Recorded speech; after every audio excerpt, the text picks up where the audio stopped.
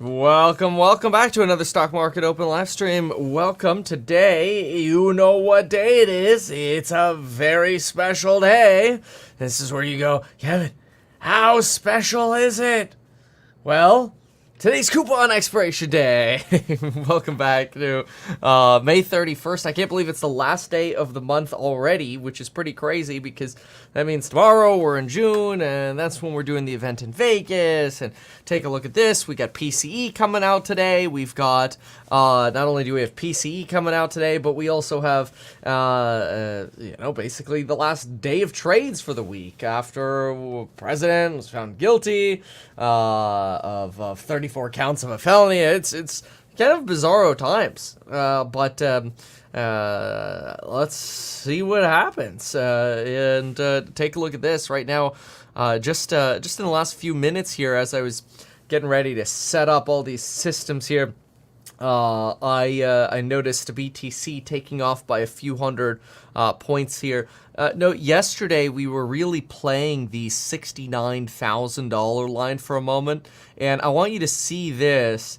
So some of the alerts that I was playing off, let's see here. Let's get this. There we go. Okay, it's actually gonna work. There we go. Okay, some of the alerts that we were working with yesterday had to do with breakouts and failures of BTC of 69. See, look at this. We got a breakout, and we got our bounce. We rallied on BTC. The Qs actually followed. Then you fell, bounced off 69, reiterated basically that 69 position, went for another attempted breakout. But then this right here was your signal that the market was going to fall apart. And sure enough, that's what happened into the end of the day. And you basically just consolidated the rest of the day and the AM. So curious to see how AM trades go today, especially Dell. Dell down 16% here in pre-market. We got PCE coming up. Something about Dell that I thought was interesting is that we yesterday in the course member live in the AM live stream, we were looking at it and we were analyzing the AI portion of their business, and we noticed they're basically almost giving away discounts to be able to sell their server equipment and selling them at lower prices. And as a result, we're like, I don't know, this company feels like more like a $118 company than a $180 company. And right now they have fallen to about 142, so not quite all the way down to what we're aiming at. But there's definitely a little bit of an indicator yesterday that their valuation might be a little on the expensive side. Anyway, so let's take a look at the goodies here. Let's see, with catalysts. So we are going to get PCE now.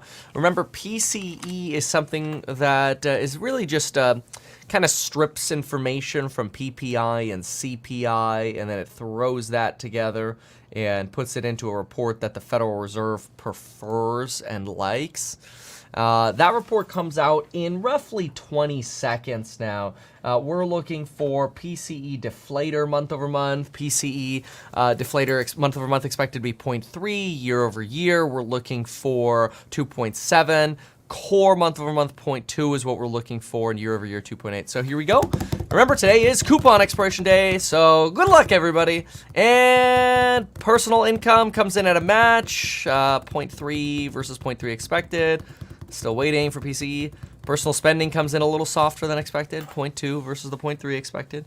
Now waiting for the PCE numbers. Oh, where are they? We're 20 seconds in already. Where could it be? What is going on? Let's take a peek at the Qs. There we go. PC month over month, match 0.3. Year over year, 2.7 is a match. It's all a match. It's literally all exactly as expectations are. No hotness there. Give us some green, baby. Give us some positivity. Got a giant green candlestick there on the Qs. We got a green candlestick on Tesla right away. 178 going straight to 179. Nvidia is going to give us a nice green candlestick. We've got Tesla's now up about 0.6 on that move there. Look at that. Nice little rally. We've got even Dell's trying to be green on that. Look at that BTC rally on PCE here, going pretty much right up to about that 69 level. Now, usually there's always a give back, but Enphase hits, look at this, 131 on Enphase. They're sort of gapping up on Enphase, very low trading here. Faraday futures back to 51 cents here. So definitely had an C3 or Ubiquity's up a little bit. So you definitely had a nice little pop here after the PCE data. PCE inflation data comes in as expected across the board, which is great. Now, the Bureau of Economic Analysis puts out the PCE report. And usually there's not actually horribly much to look at on the actual report, but we're going to do it anyway. So we're going to look at the full release and tables here. And I'd say this is, I should bring out the happy mug. Hold on. So this was the sad mug in case we got bad news. And then this is the happy mug since we got good news. There we go. All right. So personal income increased 112 or $122 billion. Yeah, personal income was basically flat or to slightly less than expected. Okay, I want to just see what made up the rise here. Let's see. Real PCE increased 0.5%. Goods increased 1.1%. Services increased 0.2%. 1.1 on goods. Services only 0.2. Goods inflation?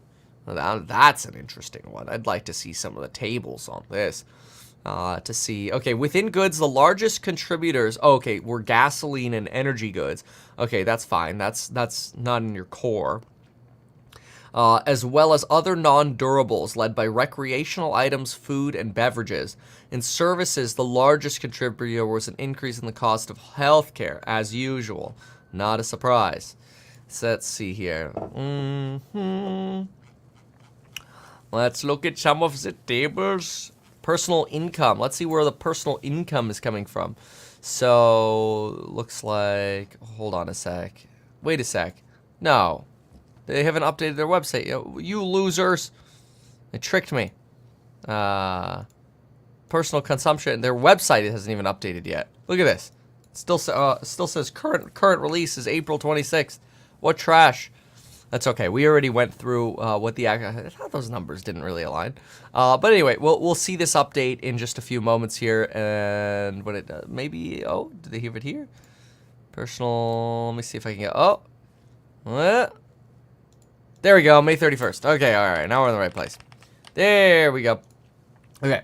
Prices... Okay. Prices for goods increased 0.1%. It's actually kind of interesting that we looked at last month, because it shows us just the difference. Because last month, goods were like 1.1%. I'm like, what? I don't remember gas prices going up that high. That was more of a, the prior month of an issue.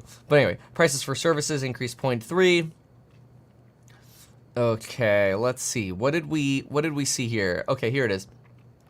Within goods, the largest contributor to the decrease was gasoline and energy goods. See, that shows you the volatility. The decrease was also contributed to by recreational goods and vehicles led by information processing equipment. How are recreational goods and vehicles led by information processing equipment? That doesn't make any sense to me. But anyway, and other non-durable goods. Within services, the largest contributor to an increase was healthcare. Still healthcare, outpatient procedures. So, very interesting. I mean, this is broadly expected and anticipated that, the lagging sectors of inflation, which is where costs still have to rise over time, those lagging sectors are, the last to show their inflation. And in this case, that would be hospital information, healthcare, hospital costs, healthcare costs, inpatient, outpatient, you name it. All right, fine. Whatever. Let's go to the detail. personal income. April. All right, April, how did our personal income move? We saw wages move 0.2 on the month, proprietor's income 0.3, rental income 0.1. Oh, sorry, proprietor's income was actually 0. There you go. Personal interest income was 0.4, personal dividend income 0.5. Good. Here's the consumption. I mean, nothing standing out here that's like extremely high. You can see goods consumption negative here. Finally, you're seeing negative goods consumption. I mean, you've seen it before in prior months, but here, goods negative. Seen it before over here. When was that? Oh, in January you saw negative. I mean, that kind of makes sense. So, right after the holidays. Okay. Yeah. That's probably kind of boring, honestly. But it's kind of what you want. Like, do we really want to be, like, twitching and freaking out for an inflation report coming up? Of course not.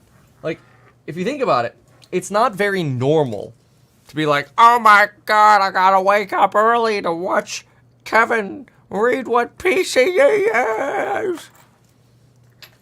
I mean, it's normal if you're a trader, you know, or you're looking to make, you know, investment decisions around the market. But, you know, if you're a normal person, it's like, does it make sense? I don't know what's inflation. No.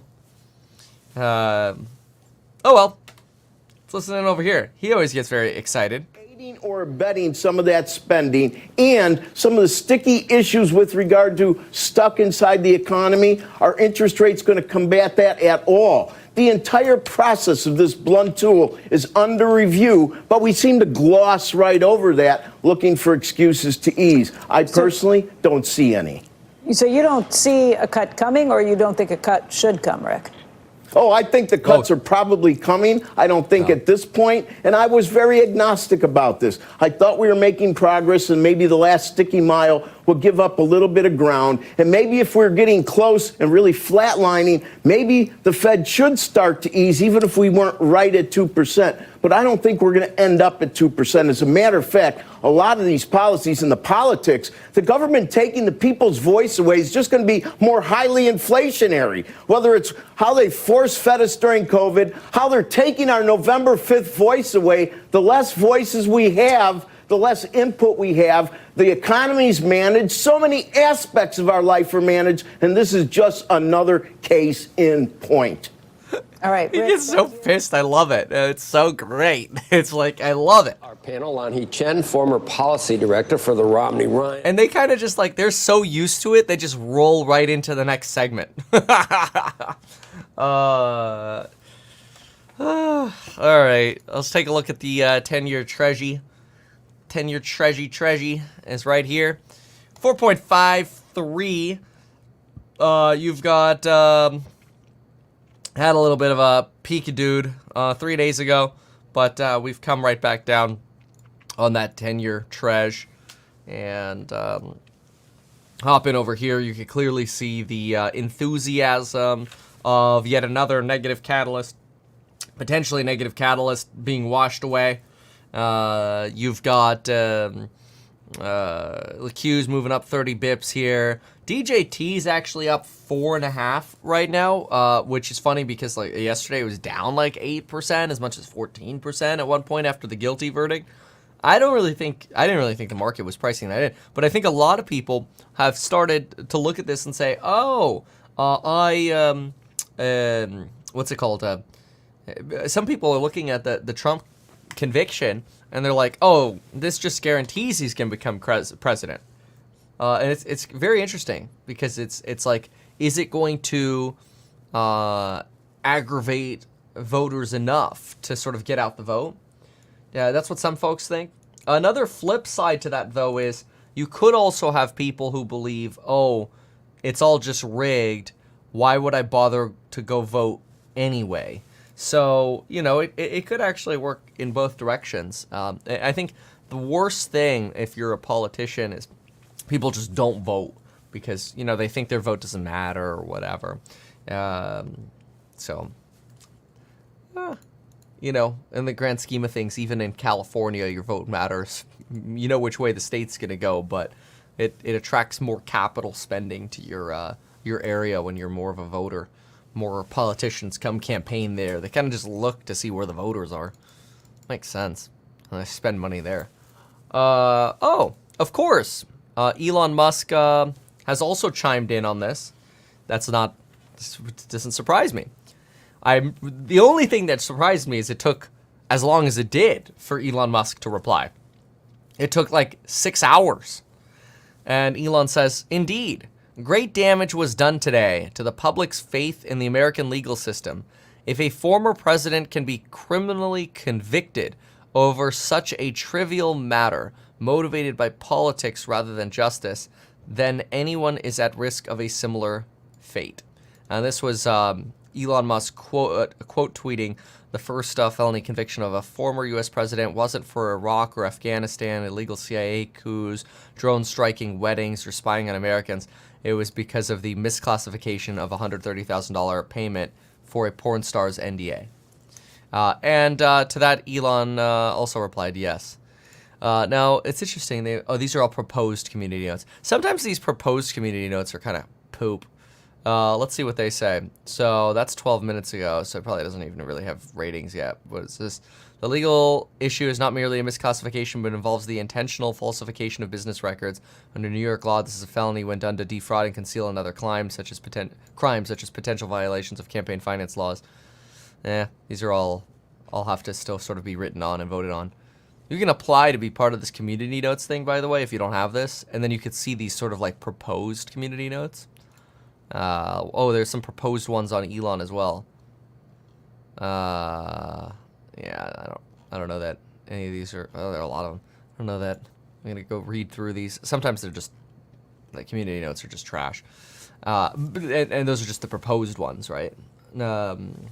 Usually they're pretty good once they actually get posted. Anyway, all right, interesting. With that said, we've got the Qs here, 34 bips now. Oh. Bitcoin almost back to its 69 level. Really important, important threshold for Bitcoin. Then you've got Tesla up 55 basis points. Very interesting. So,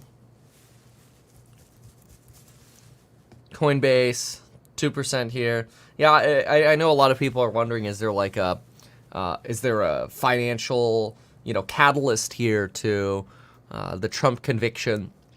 I think the biggest one would be on sentencing, not any time before that. Because, let's just say theoretically Trump just has to pay a fine. Everything's just going to kind of go on as normal. If, Trump has to go to jail for some period of time, that's where you could potentially see some actual true social instability. That's, like a magnitude greater than J6 style. So that could have impacts, at least short term, to the to financial markets. But really, do I really see, other than on DJT stock, which I thought with a conviction it would have gone down, now it's going up. But anyway, that's crazy. But anyway, yeah. I don't really think there's any market impact for the next sort of 6 weeks, 5 weeks-ish to worry about. It's about 5.5 weeks until sentencing. So, my thoughts here. Okay, very well. So, yeah, let's see. I'm curious to see if this can hold up. Look at that. Tesla ran from this line basically to this line. A little failed breakout there. You've had this failed breakout yesterday, too. Yesterday was very challenging in terms of a trade day. It started out like with euphoria in markets, which was fun. But this was wild. I mean, you had euphoria up. You had just despair down.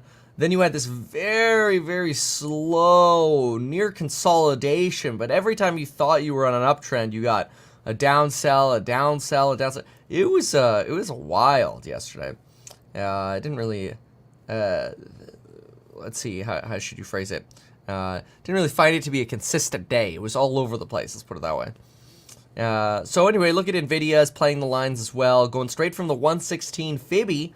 Crazy sell-off yesterday, by the way, back up to 130. I mean, this was a wild sell down on NVIDIA into the close. And you went from sitting really around the 1140, 1150 range all the way down to 1087. And you lost like 50 points there in that last hour. Absolutely crazy trading day. Crazy. All right. So good old Nick T is doing his usual business. His usual business is what's it called? His usual business is giving us charts on good old Nick T inflation views. Core PCE price index rose 0.25% in April, rounded to 0.2. Core PCE price in April. Hold on a sec. Let me see. Core PCE deflator. Oh, they only showed me rounded to 0.2. Yeah, rounded down to 0.2. Okay, got it. So it was actually like 2.5. That makes sense. January, March figures were revised down ever so slightly. The 12-month change is now 2.75, a 3-year low. The 6-month annualized is the highest since July. That's okay. That could be a little more volatile. We know that. So take a look at our boy Nick T. And so here's your 2% target. Here's your 3% 3-month annualized. And then you can see the 6-month annualized moving up over here. But that 12-month annualized, it's honestly staying on the path. That 12-month is just staying on the path. It's actually kind of great. So good job, Nick T, for putting the chart together so quickly. Let's give you a little heart there. There you go. Okay. Very well. Let's see what the Doomers have to say this morning about this. They're reminding you that today's coupon expiration day. If you have any questions, email us at staff@meetkevin.com. That's wild. Level relative to the number of unemployed. So that's a very important first metric on jobs. Beyond that, I'd be a SocGen analyst. thinking about policy not just for June, but beyond for the remainder of the year. And then payrolls. Payrolls is very, very important. And whether we keep that momentum that we've had throughout this year is going to inform us on whether the Fed is going to look at perhaps cutting rates in July or September, which is not our base case, but that's something that we'll be looking towards. The Fed really wants to see the job market cool off as inflation is coming down as a justification to cut rates, and they want to see that data soften. We are hitting the ground running in a month or two. That's interesting, this idea that they're looking for a justification to cut rates. I will say, it does feel that way. It does feel like they are looking for some form of justification. I think they realize they've done enough and that the lagging impacts are really clear. I don't think they want to screw up people's inflation expectations, which were skyrocketing at the beginning of the year. But I think the reality is most of the inflation data is probably going to fade. I don't know how quickly it'll fade, but it'll fade over the next few years. And I'm still convinced. I know this is an extremely unpopular opinion, but I also kind of consider myself somewhat of a contrarian.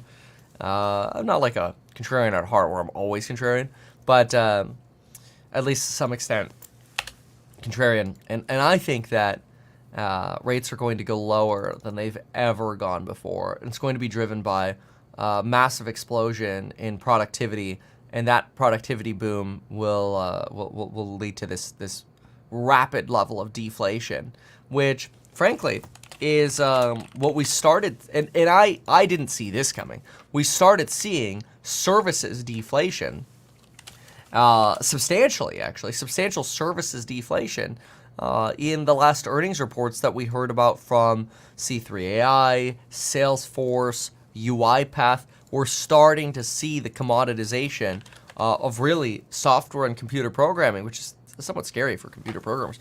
But, you know, we were talking about this with our software engineer a couple days ago, and we're like, you know, let's say you're doing a project XYZ, and let's say there are 100,000 queries that you're going to put into GPT with that project.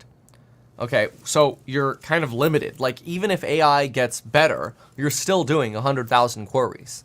So there's a limit to how much AI you actually even need in your life. And then the reality is, if projects can be completed faster, we sit around for a while longer until we get to sort of some new S-curve of growth, or new industries get created, which we don't really know where those are going to be yet. And you're kind of like, all right, thanks. But the point of that is saying demand for artificial intelligence doesn't go up linearly. It doesn't go up exponentially. It actually just sort of gaps up and then levels out. Like, there is a limit to how much use you could actually get out of a GPT, even if it was 5 times better than it is now. It's already pretty good. But until you get to like an AGI or something like that, you know, artificial general intelligence. But when we ain't there yet. Who's in charge here? So anyway, all right. So Nick T provided this PCE chart, and PCE this morning met expectations. Though core PCE month over month was rounded down to 0.2% versus the 0.249% it actually was. I think that's a really good point out there by Nick T. So this is broadly in line with expectations. Well, not broadly in line. It literally matched expectations. But then again, you know, you could argue about the decimal point. Market doesn't care about the decimal point. Market's just happy it's not a hot report again. But you are getting a little bit of that bleed. Look at that. I mean, I honestly think it's just, you just have to play the lines. I keep saying it to myself over and over again. If I don't play the lines, I lose money. It's so simple. And it's like, just play the frickin' lines. Look at that. You just can't make it up. We've been live. It's not like I drew that line at the top of this. You know it's been there forever. You get a good report. Bitcoin rallies right up to the resistance line, gets rejected, falls heavily, tries to go for it again, gets exhausted. Oh, can't make it up. I just can't keep it up. But it's very interesting. So I personally like to mark where, sort of mentally, where did the stock market open, and what price was Bitcoin around that time. And then you can, I feel like, play sort of bullishness or bearishness on risk assets based on the sentiment signal you're getting in part from Bitcoin. See, I don't actually trade a lot of Bitcoin, but I trade based in part on what Bitcoin's doing. It's very interesting. So let's see here. Let's look for big risers and fallers. Let's see here.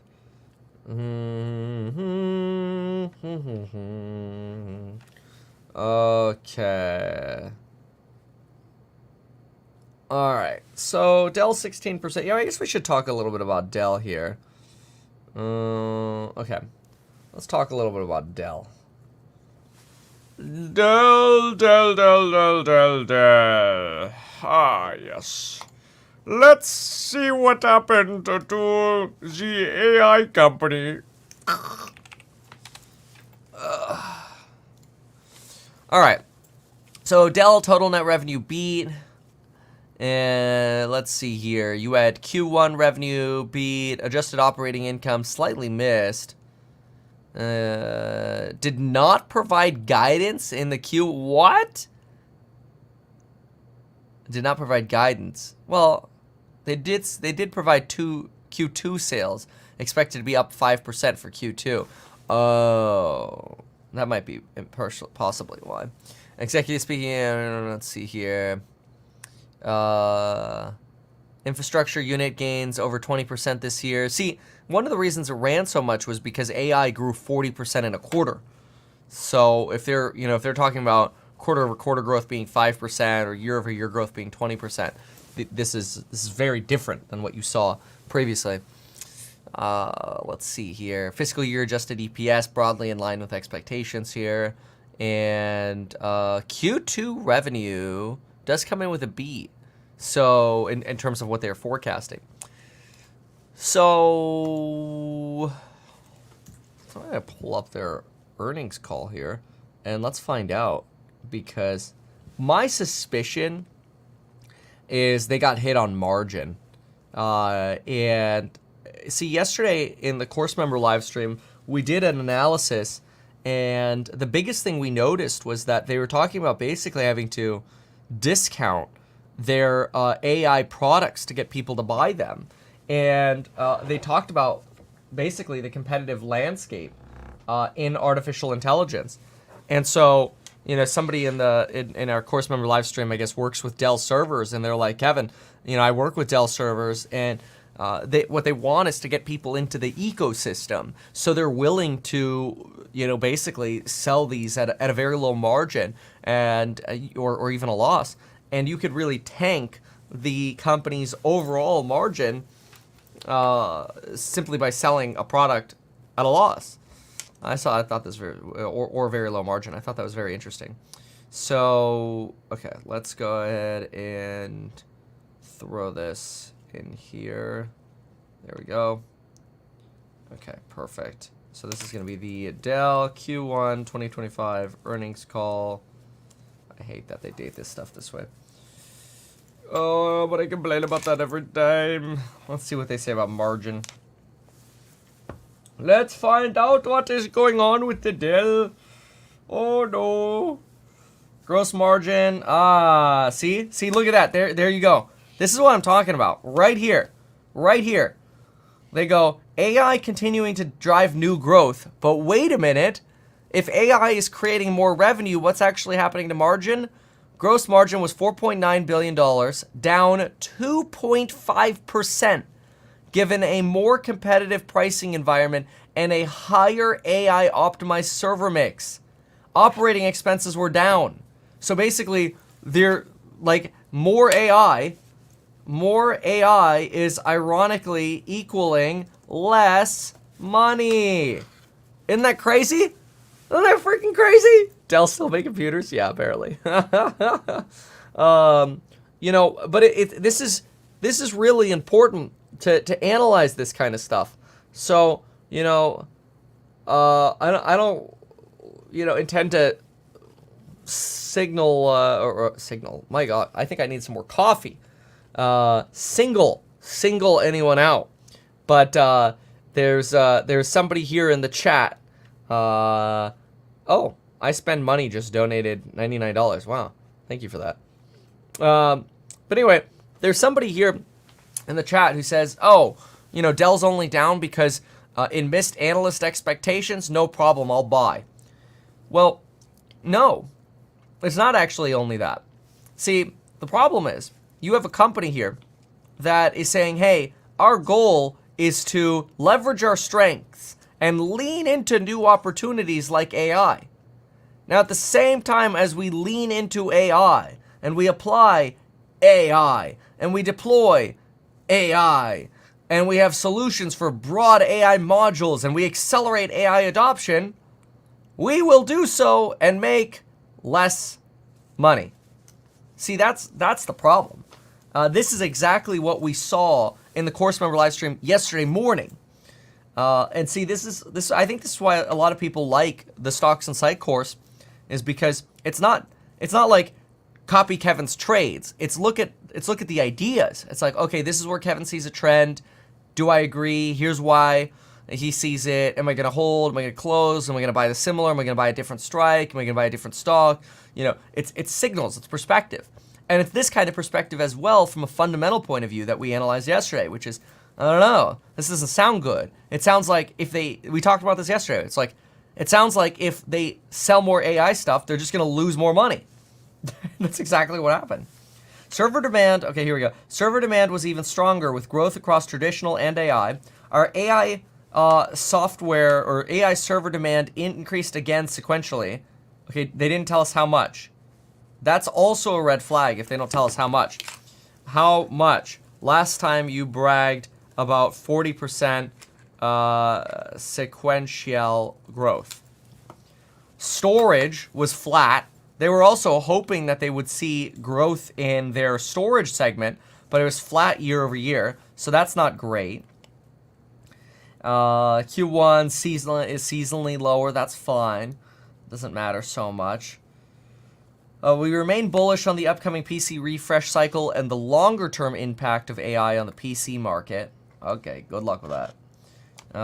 We do expect gross margin rate to decline. Oh, yep, here we go. Given all the inflationary input costs, see, keep in mind, it's not just selling the AI stuff for less over at Dell. It's also that all the components are more expensive. The competitive environment and the mix of AI-optimized servers, we expect our gross margin to decline by 1.5%. Is that for the year? Yes, for the year. We expect our ISG, which is their infrastructure services group, to grow in excess of 20%, and the consumer segment to grow in the low single digits. We continue to be disciplined about our cost structures, blah, blah, blah. Blah, blah, blah, blah, blah, blah. We're optimistic, blah, blah, blah. Look at this, look at this, look at this analyst. This is freaking hilarious. Oh, I love this. Watch this. Thank you. If I look year over year at the infrastructure services group, storage was perfectly flat. AI servers went from 0 to 1.7 billion, which sort of suggests that traditional servers were flat. So really the only thing that changed was you added 1.7 billion in AI servers, and operating profit was flat. You ready for the hammer, boys and girls? You ready for this? This is why you got to read this kind of crap. So does that suggest the operating margins for AI servers were effectively 0? Dude, they're making no money on their AI servers. The stock doubled because they're selling a product they make no money on. You can't make this stuff up. It's freaking hilarious. So the CFO steps in. I'll take that one. So when I look at the overall ISG performance from an operating income standpoint, I'll start with storage, okay?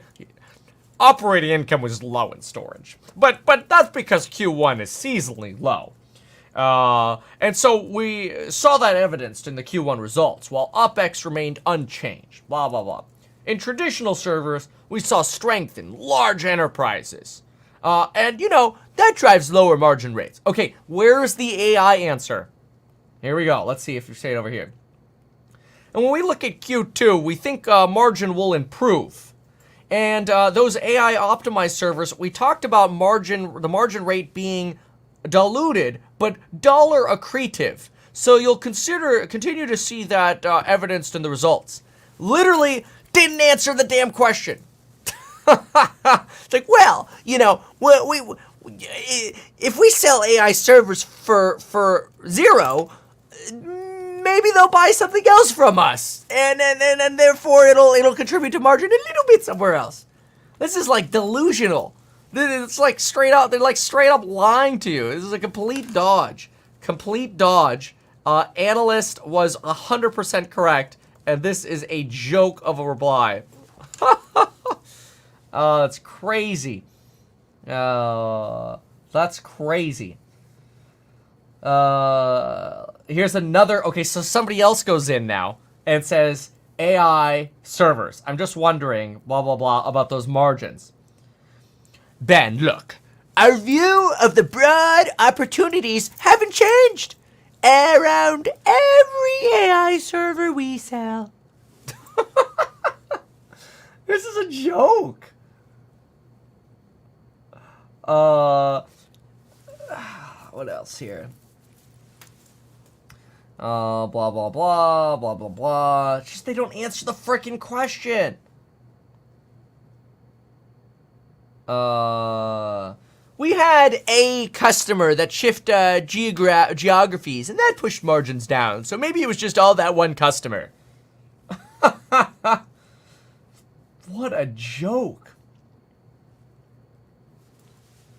I just want to remind everyone that we're at the beginning of the AI business, if you will.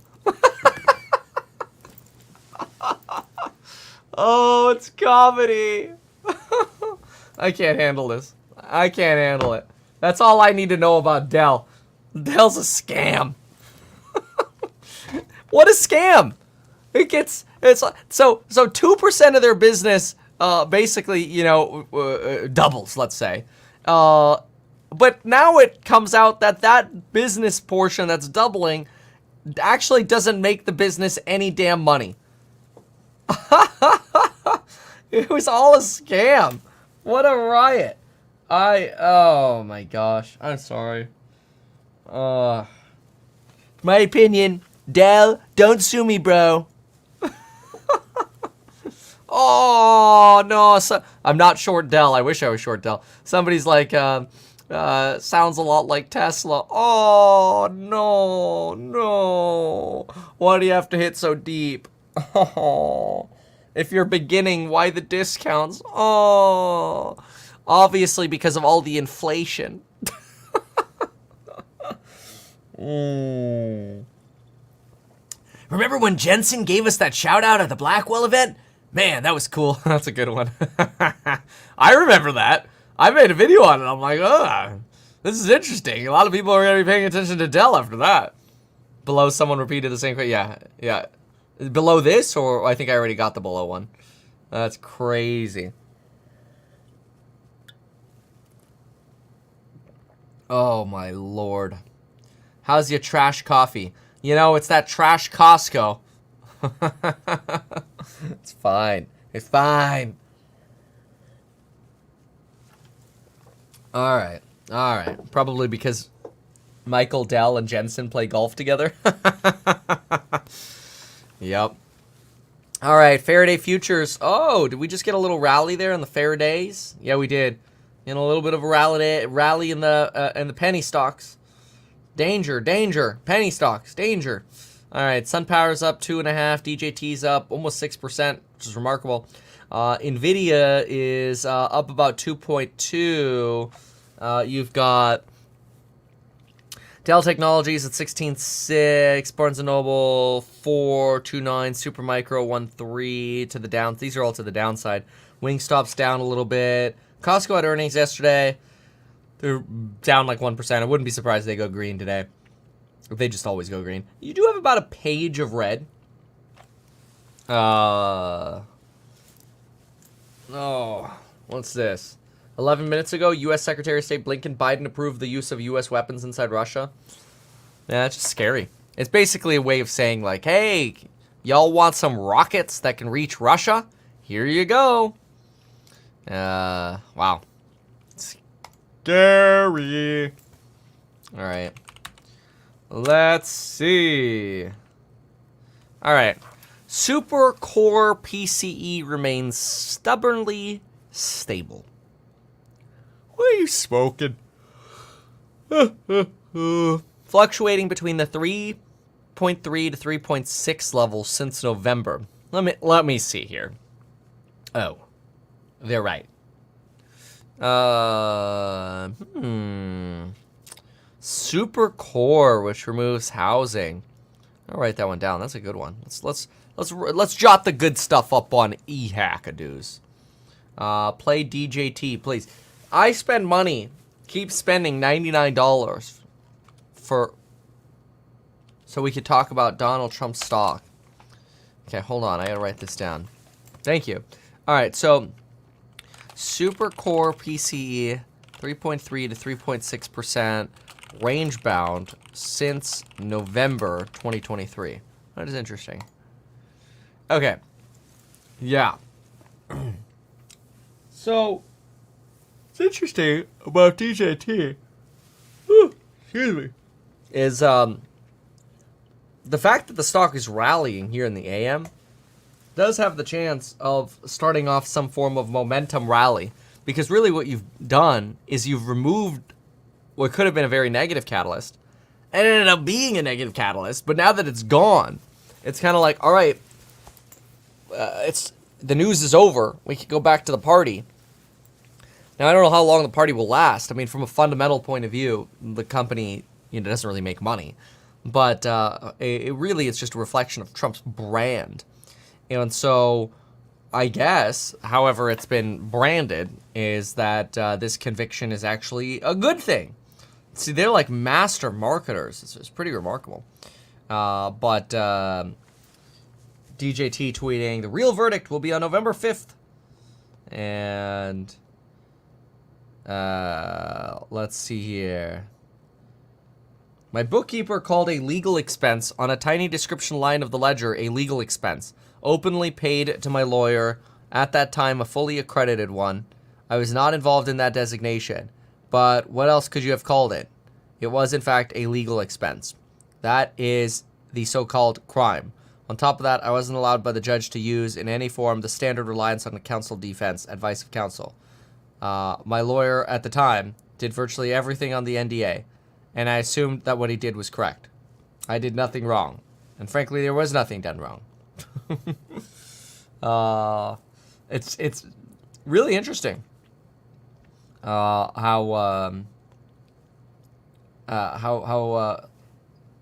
like him or not, from a marketing point of view, there's no such thing as bad news. Everything's good news. Everything's good news. Callow88 here donated $5 to suggest, I'm surprised CRM didn't bounce more. So I had a little bit of an L on CRM yesterday because I was expecting more of a bounce too. See, we saw that yesterday in the AM right here. And it did recover a little bit here in pre-market. But, I mean, with the exception of this bounce right here, you just really didn't get success on this one. I mean, it was a bleeder all day long. That was surprising as well. I agree with that. Oh, thanks, Richard Castle. I think people have this impression that you could Mr. Beast finance. Tried it many a times. Doesn't really work. I've given away, I did like a $70,000 giveaway once, $1,000 a person. We did handing out stimulus checks to people in like grocery store parking lots. That was pretty cool. Just handing out $1,200 to people. Did some crazy things. But yeah, in the finance world, I don't know. I hate to say it, but I think the finance world is more like, you're older, you're more financially sophisticated. People kind of just look through things as marketing gimmicks, and what they're really looking for is value and information. So, I've just found that in the finance world, that sort of stuff doesn't really work. You can't really Mr. Beast finance. So there's also just a limited audience of people who actually care about this kind of stuff. Now, that's also usually a substantially wealthier group of people, because surprise, surprise, the people paying attention to finance are making money, hopefully. But anyway. All right, so what do we got here? A little bit of Q's bleed here, and let's listen to C and Sizzle for a moment here. I gotta drink some coffee. Even Wall Street start to speak out about the verdict. Halloween handing out money was the best. Halloween, handing out $2 bills at Halloween as Jerome Powell. I do that for me, man. The Halloween events, that's like for me. I get so happy seeing the little kids get so happy. I love children. I don't know. Have you ever noticed I have 7 children? That's the stock that indicates money coming in, and it was quite impressive the way it reversed. Yeah. We watched that happen just this morning. When we come back, another setback for Tesla today, and the push to get Elon Musk's pay package approved by shareholders as ISS weighs in. We'll get to some retail, watch Gap, Ulta, Nordstrom, Costco. The future's pretty steady here in a moment. The sound effects of CNBC, they just remind me so much of COVID. Ulta's up like 9%, by the way.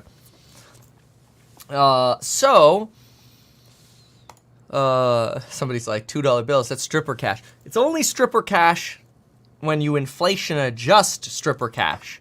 The $2 bill is the new one. Oh, goodness gracious. So what's the Tesla news this morning? Let's see here. Tesla, okay, we got a recall of 125,000 cars, but that's probably a software update. This is certain Model 3s. In the event an unbelted seatbelt warning light and audible chime may not be activated as intended. Software update. Okay, so another software update. Got it. Elon agrees to testify. We saw that. And then... oh, there it is. ISS. Tesla should reject Elon Musk's pay deal. Yeah. All right. So, Institutional Shareholder Services, proxy advisor. ISS said the pay package initially approved was outsized from the start and failed to meet some of the board's stated objectives. The opposition comes days after another proxy advisor, Glass & Lewis, recommended investors vote down the plan. Some investors may find the board's argument compelling, that it would be unfair for Musk not to receive the award. However, the concerns raised, both in 2018 and in the interim, have not been sufficiently mitigated, particularly given that the board has effectively offered shareholders an all-or-nothing option in this vote. Musk's compensation has been hotly contested this year. In January, a Delaware judge struck down the pay package, saying the car maker's board wasn't fully transparent with shareholders when they crafted the deal. Directors are asking investors to vote on it a second time at Tesla's June 13th annual meeting to demonstrate shareholders still back the plan. Proxy firms such as ISS often have a sway over shareholders, especially large institutions that hold stock in passive funds. However, the proxy advisor and Glass Lewis both recommended shareholders reject the pay deal. 3/4 of investors still supported the package. Wait, hold on. However, the proxy when it was first voted on. Oh, Glass Lewis and ISS both suggested rejecting it in 2018. It still passed. Tesla subsequently hit back at Glass & Lewis report, saying the advisor omitted key considerations, used faulty logic, and relied on speculation. Okay. Yeah. ISS noted that Tesla board intends to keep any pending litigation currently assigned to the Delaware court. Proxy firm recommended voting for the reinstatement of Kimball Musk, but against James Murdoch. Huh. All right, let's listen in to here. This week, another of these proxy advisory firms, Glass Lewis, recommended a no vote on Musk's pay. Tesla's annual shareholder meeting takes place June 13th. Things are starting to heat up. One important point here, though, they actually did endorse the move to reincorporate in Texas. And that's not unimportant because, remember, we've made the point many times that when it comes to that vote, you need 50.1% of the outstanding shares to be voted. And so when you do have one of these proxy advisory firms, in this case ISS, saying that, maybe the big index firms, the Vanguards and the like of the world, will actually vote in favor of reincorporation. That would be helpful. Tesla has obviously already tried to galvanize the retail base to vote as well. We talked about, you get a Gigatour factory, or you get put in a draw to potentially get a tour of the Gigafactory if you actually vote your shares. As for comp, in 2018, ISS voted against the comp plan then. Okay. And so there was not really an expectation they would reverse their opinion, although, as we pointed out many times, when you go back to 18, you see how much shareholder value was created. Maybe they might have taken a second look. They say their original concerns regarding the award structure, magnitude, and potential dilution to shareholders, as well as the award's inability to increase Musk's focus on Tesla, are unaltered, and go on to say there are also go-forward concerns surrounding the lack of clarity of the board's consideration of alternative, less costly pay structures, including a lack of any disclosure regarding the future pay structure for Elon Musk. Guys, this battle just beginning, really. Institutions, they tend not to focus until the very end. Right. So next week, I know the directors, including Chair Sharon Denholm, will be making the rounds with many investors, talking about why they believe this is in the best interest of Tesla to re-award this compensation, which, of course, was struck down by a Delaware court. But this is like buyer's remorse. I mean, yeah, I paid too much for a house once, and, I come to the table 6 months later, I say, hey, this is ridiculous. And they said, well, yeah, but you see, you agreed to it. Why is this any different? I don't get it. I'm not sure it is, Jim. I mean, you're right. 6 months later, that sounds like he was buying new construction. By the way, and that is with ISS in 2018 telling its constituencies, we think you should vote against. Now, by the way, those are larger constituencies now. Back in 18, this was not even an S&P 500 company. Right, good point. So you do have these index funds that own a larger, obviously they own a larger percentage, for obvious reasons, of the stock. So they're going to play a bit more here. But you're right. They approved it, yeah. But they're trying to make sure, this way they avoid anything with Delaware again. They reincorporate Texas if they get that done, and they're done with it. What they will do, should it be struck down or should it not be approved by shareholders, remains unclear. It is, well, look, I think it's... Well, I mean, they'll just come out with another comp plan. Like, it's like eventually they're just going to compensate Elon. So, it'll happen. Ideally, let's say it gets struck down. Ideally, the comp plan is just basically, okay, here's a new comp plan, and here's some forward milestones, right? If it gets struck down. So, because I think that's something that's going to be easy for everybody to get on board with. Because obviously that creates a lot of risk for Elon. But, if he truly thinks it's going to be worth more than Apple and Saudi Aramco combined, then, then make some even more exciting comp plan, based on at least some level of those future plans. I don't know, but there'll just be a new comp plan if this one fails, I suspect. Okay, so anyway, Dell bobbing around here, bobbing around 15.5%. The Qs are bleeding out a little bit after we got that PCE report. So a little boring there. A little bit of a bleed. Yeah, see Tesla right back under the 179. Look at NVIDIA right up to my 130 line. Salesforce pretty much at zero. Ulta's at $422. Wow. Wait a sec. Does that put them back on this trend? No. Oh, they've been on a little bit of a downtrend there for a while, huh? Look at that. On the week chart, they finally broke out of their long trend here. And Ulta just now jumps up 9%. This is from a pretty recent low here of around 370, 380 range. Oh, wow. Look at that 370 line. That's actually a pretty solid line. I'm going to drop one there. I'm going to set it right at 370. I'm presuming that to be the psychological threshold. And what's remarkable is, look, you have the solid bounce here. You're nearly riding it here. This isn't too perfect, but look at that. It's almost perfection over here. It's at the 268. And this is on the week chart, too. That's pretty good. Right, and what was the low over here? It's 368. It's not 370. It's literally 368. All right. Boom, baby, boom. Nice. All right. Some more lines. Everybody needs lines. Yeah. Hey, Delvin. Delvin here says about the stock course a year ago. Can't verify on your phone. We can help you out, man. Just email us at staff@meetkevin.com. We'll get you figured out. We can verify you and get that solved for you. Kevin, I have 5 ARM.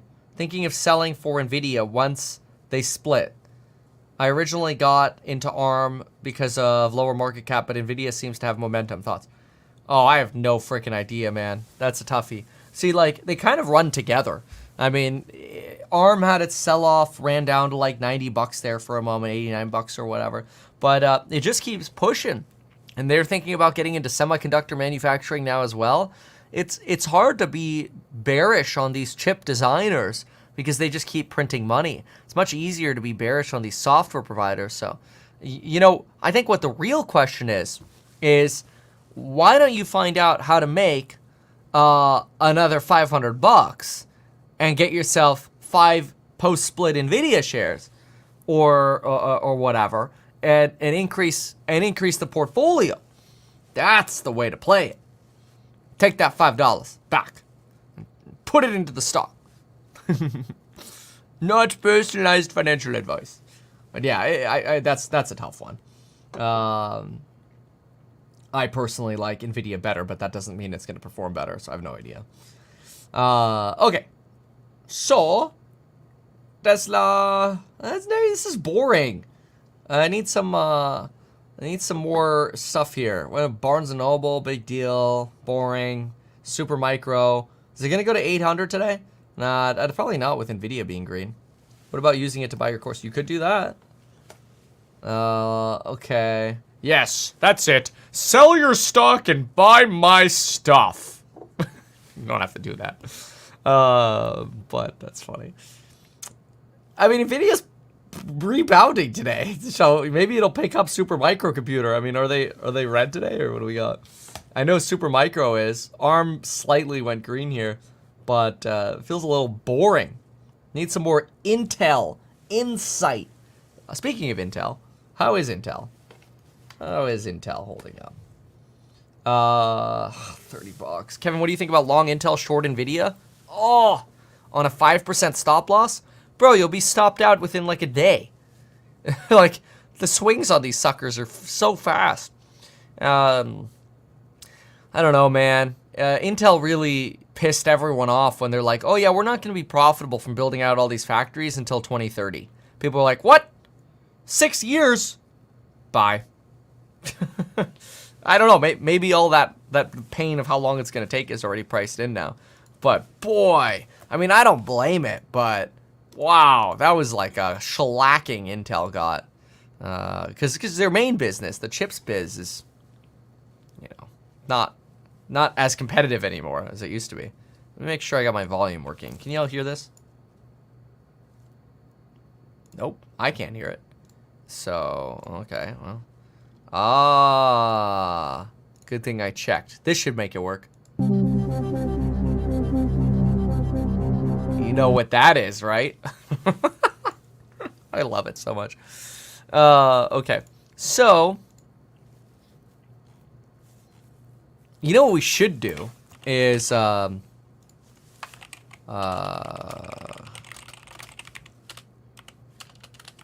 when we go into the bell, we should be playing the following music instead. Who knows what this is? Come on, this should be so obvious. That's what we should be playing. Or like when you buy a call option, let's say, and the stock starts going up, we just start blasting this. That's what you got to do.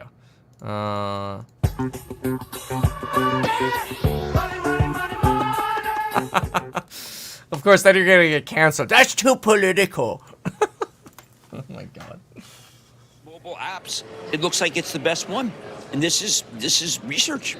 This is research. Yep. Color visualization, color matching and pairing. You have the Think research. of all the things you could do. You have the Musk story, and you have this. You were All incredible. the things you could do But with AI when it comes to All painting. right, here we go. Get your trading fingers ready. And today is the expiration of the coupon code day. So if you have any questions, email us at staff@meetkevin.com. You get lifetime access. You pay once, and you never have to pay again. You get to be a member forever. People have been members for 5+ years. Course member lives every day the market is open. Get those trading fingers ready. Send those trading alerts as well. No guarantees. We can make money. We try. Outside the exchange in the next hour. And to the NASDAQ, it is Microsoft celebrating its collaboration with the NASDAQ on new AI-powered capabilities. June 18th at Best Buy. That's when you're going to get them. And Corey Barry is doing such a good job. I had her on last night. 40% of these AI PCs allocated to her. Best Buy, one of the great short squeeze being developed right now. And I have to tell you that I think I want to be first. Okay. At the intro here, we got a fall on Tesla, a fall on NVIDIA. NVIDIA drops about 1%. Tesla's down about, from the 2.5% it was up. A little bit of some red candles here at the beginning, but this is normal at the beginning of the trading day. Oh, it keeps going on NVIDIA. Tesla's slowing down its fall. Going right back down to about 116 on NVIDIA. That's a pretty big line. BTC mostly trading sideways. You got Faraday Futures at 14, red candle as well. Enphase red candle as well. DJT gave up a little bit. Tesla keeps going down, still at 2%. I think you could probably start actually possibly going up on DJT here. I'm going to watch this one. DJT is really interesting because it's basically the opposite of what you would have expected to happen on DJ Tizzle. I don't really have other line. Yeah, next stop would really be like 69. I don't think you're going to make it all the way to 69 today on DJT. Tesla continues to move to the about 50 basis points down. Oh, look at that perfect bounce on NVIDIA. Holy smokes. Oh, is it going to break through? I don't know. You just can't make this stuff up sometimes. It's very, very interesting. Let's see what happens. So, looking for direction today. ARM still... Oh, NVIDIA's trying to break through. Tesla keeps going down. It's down about 80 basis points right now. Nobody knows 80 basis points more than Tesla. Still trying to get that bounce there on NVIDIA there. Oh, I can't keep it up. Can't keep it up. Qs are trying, though. Qs are trying to go up. You've got Palantir's up, finally pushes out a little bit out of this trading range it was stuck in. Super Micro goes negative on that NVIDIA decline. Cost goes down a bit. 90 bips now on Tesla. Ulta gives up. Oh my gosh. They were up like 9%. They just gave up. Cost goes down 1%. Holy smoke-a-doozles. What is going on? Ooh, Bitcoin dumping. Ooh. But the Qs are going up. What the hell is this? This is so bizarre. Costs up a little bit. What's moving here? Zim maybe? I'll take a look at Zim here in just a sec. But I'm just trying to see where the big move-a-hoovas are. And I cannot find the move-a-hoovas today, man. I don't know. Tesla's almost down a full percent now. Zim integrated shipping is at 669. Nice.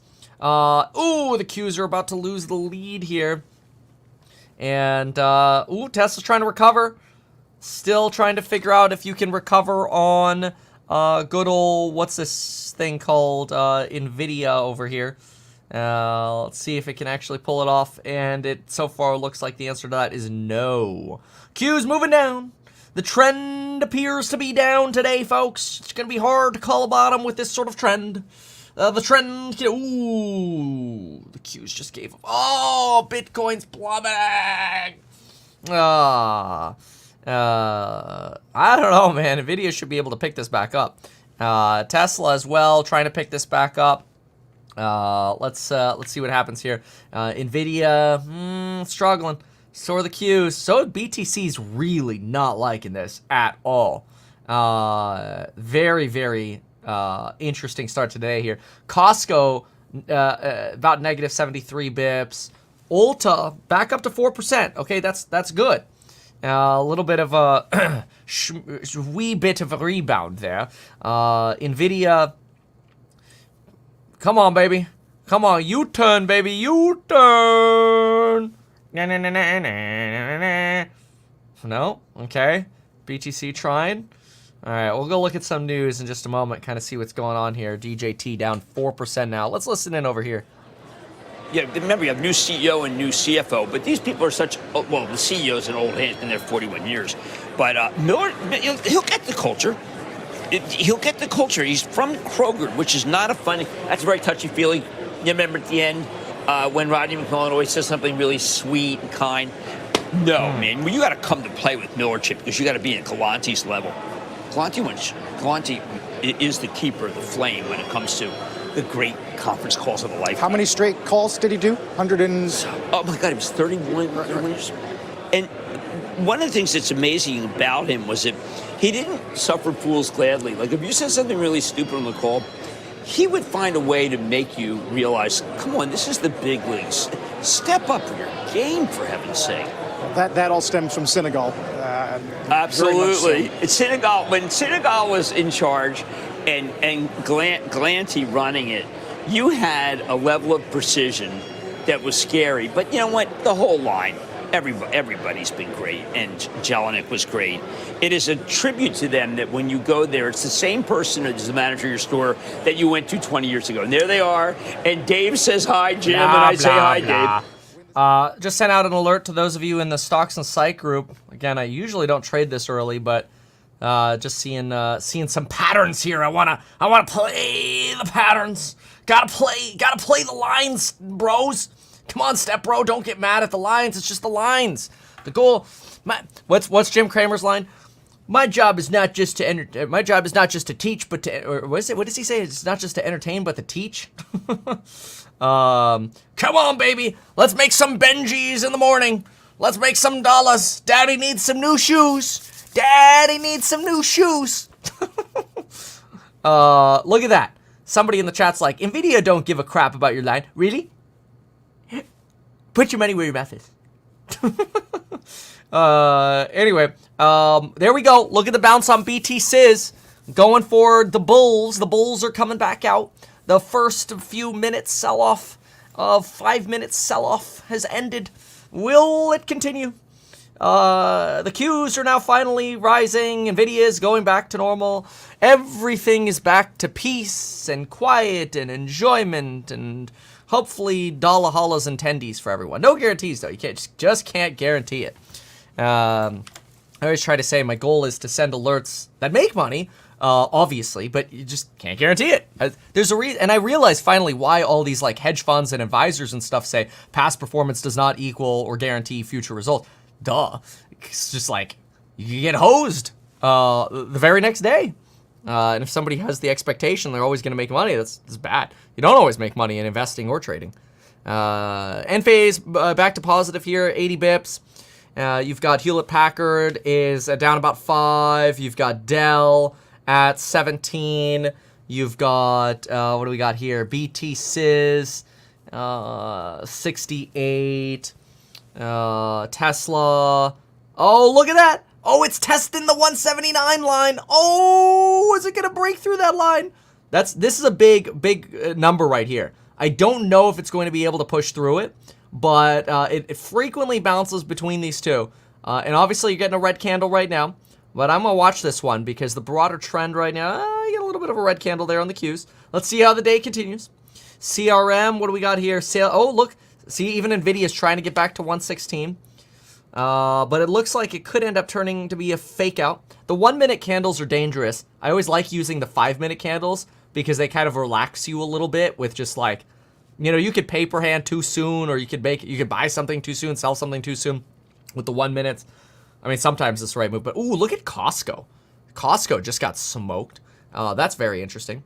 Come on, baby. 68.3 there on BTC. Getting your first red candle there on that reversal on BTCs. Dell sitting down about 17. Yikes on Dell. It just could not participate in that rally right there. And Nvidia keeps going. Keeps pushing on Nvidia. All right, let's listen in to this imbecile. I'm not a friend of them. I'm no, just I saying understand. That I get it. You can't be as negative if they're doing some things that are positive. Well, listen, you talk about cheap things. I mean, they could flood the world with cheap EVs. You want people to buy a $20,000 car in the United States, then you let it China, and suddenly, you know, you're having... That's union versus inflation. They have 47 different makers of EVs in that country. Wow. So that's how many shades they have? 47? 47.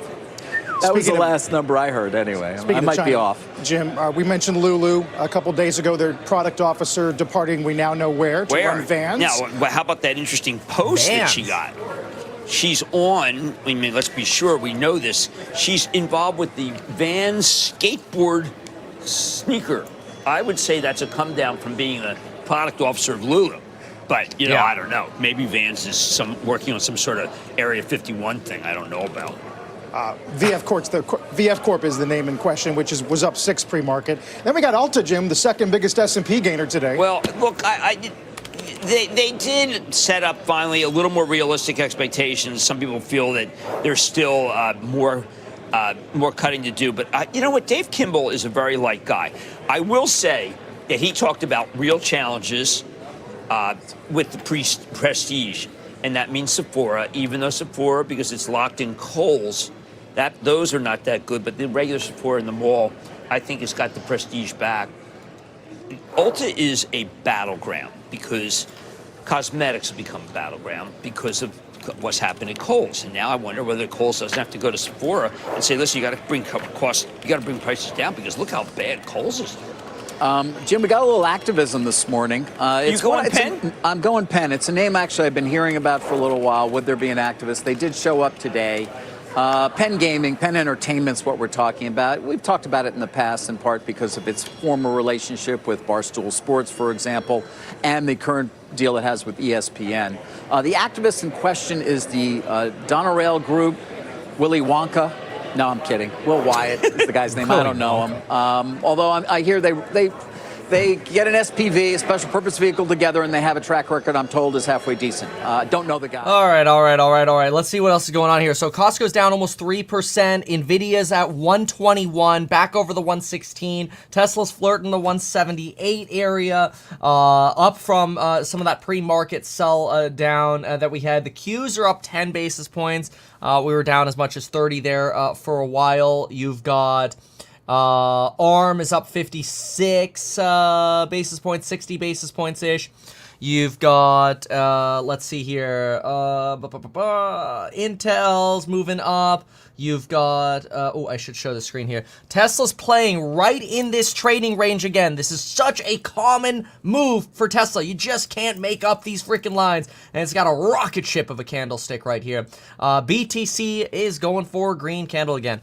Let's listen to the Doomers for a moment. Let's see what they have to say. The Doomburgers. Or should I say Gloomderbers? We have an inverted yield curve. And one of the things that we've been talking to clients about quite a bit is, yes, you can get north of 5% from cash here today. But if you think about the next 12 months, where do you think rates are going to be? Higher or lower? I think that they'll likely be lower, meaning that there remains a significant amount of reinvestment risk simply from sitting in cash. Well, let's talk specifically about credit because that is possible, right? You could definitely have some oopsie-doopsies there on cash. At the same time, you also like high-yield bonds, which feels like a little bit of an oxymoron. Just walk me through that. Sure. So I'd say the high yield view is probably our most out of consensus position. And effectively where that stems from is the idea that from a fundamental angle, the amount of upside that we see in equities is somewhat limited. We think 5350 by the end of the year on the S&P is a reasonable expectation. When we look at credit and we look at all-in yields on high yield being north of 7%, frankly, we like those assets for the total return and we like them for the carry.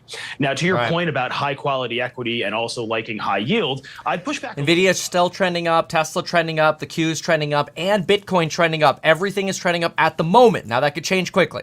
That they're still junk bonds, but you look at a lot of these companies, they have public equity behind them, so you're sitting higher in the capital stack than you would have been 15 or 20 years ago. And again, we look at leverage ratios, we look at interest coverage ratios. There has been a bit of degradation as of late, but still sitting at levels that make us very comfortable holding high yield bonds within the context of a multi-asset portfolio.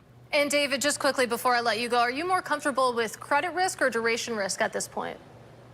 We'd be more comfortable taking credit risk. I think at the end of the day, again, until we have more clarity on the direction of rates, until we have more clarity on the direction of inflation, we're going to maintain a relatively neutral posture on duration. And I think the best proxy for thinking about this guy's boring. And when you look at the difference, what that means, much of that results in the real loss to real EPS. And by the way, it's the case with Salesforce too. Their margin looks a lot different when you take out stock-based comp. At least they buy back stock so that there's no dilution from the SBC. And it's not as though stock-based comp is going to go away. But the point is, when you have a stock down 25%, Are you going to have employees who really want to keep getting it, or do you have to replace some percentage of it with cash, and that becomes a real expense as opposed to one that you can sort of get away? That's the same problem at Tesla, right? You want a stock going up, so you attract employees. I think that's a really important point because non-tech, of course, is cash. Right. And we can look at the balance sheet. We can look at the income statement. What are there, really one or two out. companies that only report GAAP still? Is it Microsoft still only reports GAAP, or Apple? One or both of them? Apple's GAAP. Yeah, it's only GAAP. So Apple's fine. I was going over Apple's income statement and balance sheet for just an example of what you really want. Probably the best. Maybe the best in the country, just in terms of clarity. Being able to understand. Like, people are trying to understand a company's balance sheet. We have a lot of people who don't try to understand it. If you look at Apple, you'll get everything. It's just crystal clear. Well, from one of the biggest cap names to the Russell, Jim, gains today doubled the S&P. What is that telling you about what the Fed, how the Fed sees today's number? Because boy, that index has just been a horror show. So yeah, that's been a horror show the whole time. That things have been not great. I kept thinking it was going to come back, but no, this is very positive. Oh, by the way, you know what just hit an all-time high? What? Eli Lilly. After Goldman's target bump yesterday. Yeah, why wouldn't it? 130 billion from 100 billion in terms of the potential sales. We're going to raise the size of the market by a third. 30%. Eli Lilly again. That's crazy. What happens first day, June 10th? What happens June 10th? June 10th is Apple's developers conference. No, that's the date that the FDA looks at their Alzheimer's drug. Oh, Eli Lilly's Alzheimer's drug. Wow, that's that soon. Yeah, that's soon. Could it possibly be they're going to have another blockbuster? No, I don't know. I mean, those drugs are very, very tricky, but But what they're doing has definitely reversed for people who aren't deep. You know, if you're younger and have Alzheimer's, it's a game changer. And I just think that we could be changing the narrative if they get. Do we get new data? Okay, let me see what the latest data is. By the way, Nvidia is still moving up here. It's at I'm watching this one at 1050 right now. Or sorry, not 1050. It's up 150 basis points. It's at 1121. Okay, let's see what's going on here. We had manufacturing PMIs from Chicago PMIs at 35.4. Chicago MNI. Okay. Chicago MNI report. This is Business Barometer report. And this just came in at 35.4 versus 41.6. So a little softer than expected. And then the next data release really isn't until next week. It is Friday after all. Let's listen to it here. Find a lower number. Let's go through how weak this is. If you look over the last 20 months, we've only had one read above 50. That was November of last year. We've had this is the third read under 40.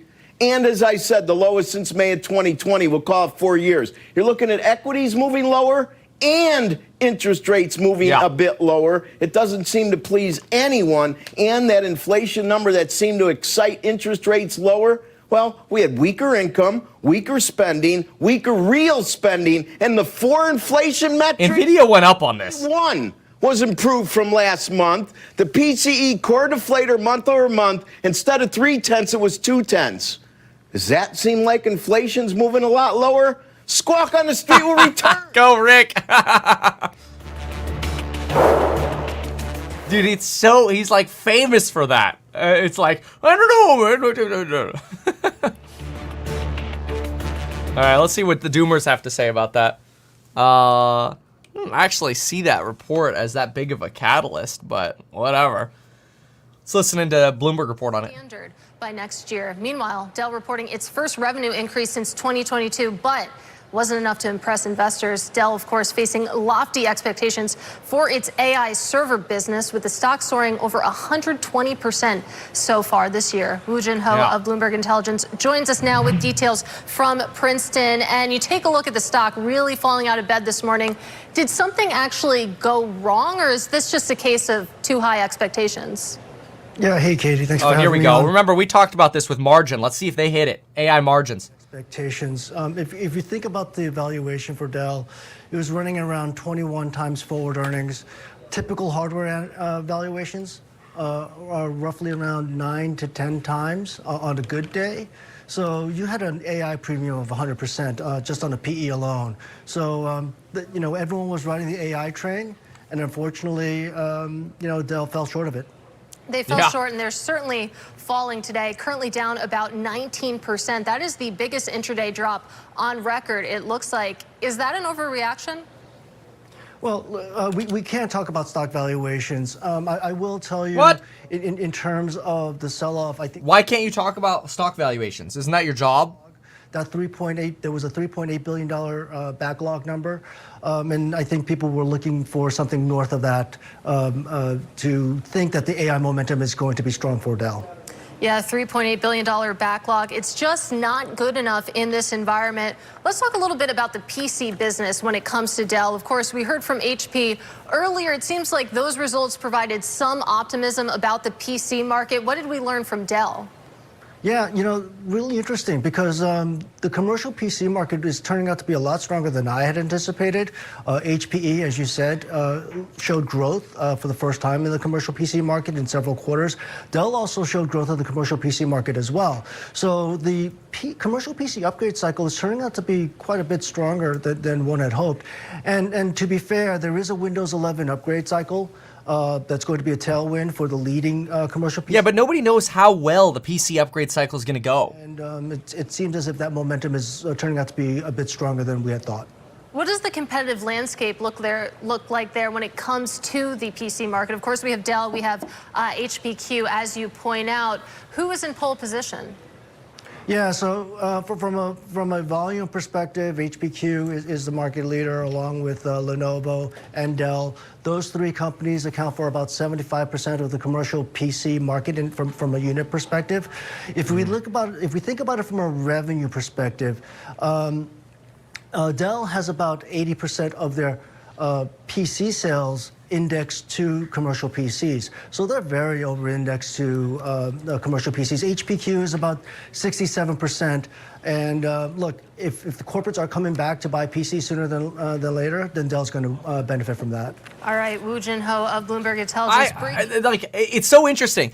Dodges why the AI portion is sucking. Doesn't mention the AI margins, which is like the most important portion for Dell. And then, oh, well, don't worry, commercial PC buying will come back. Oh, come on, man. Dude, did you even read the earnings call? Come on, what a freaking joke. I feel like people go on these shows just to, like, pitch their crap or whatever. And then they're not actually even doing the research. It's crazy. It's just crazy.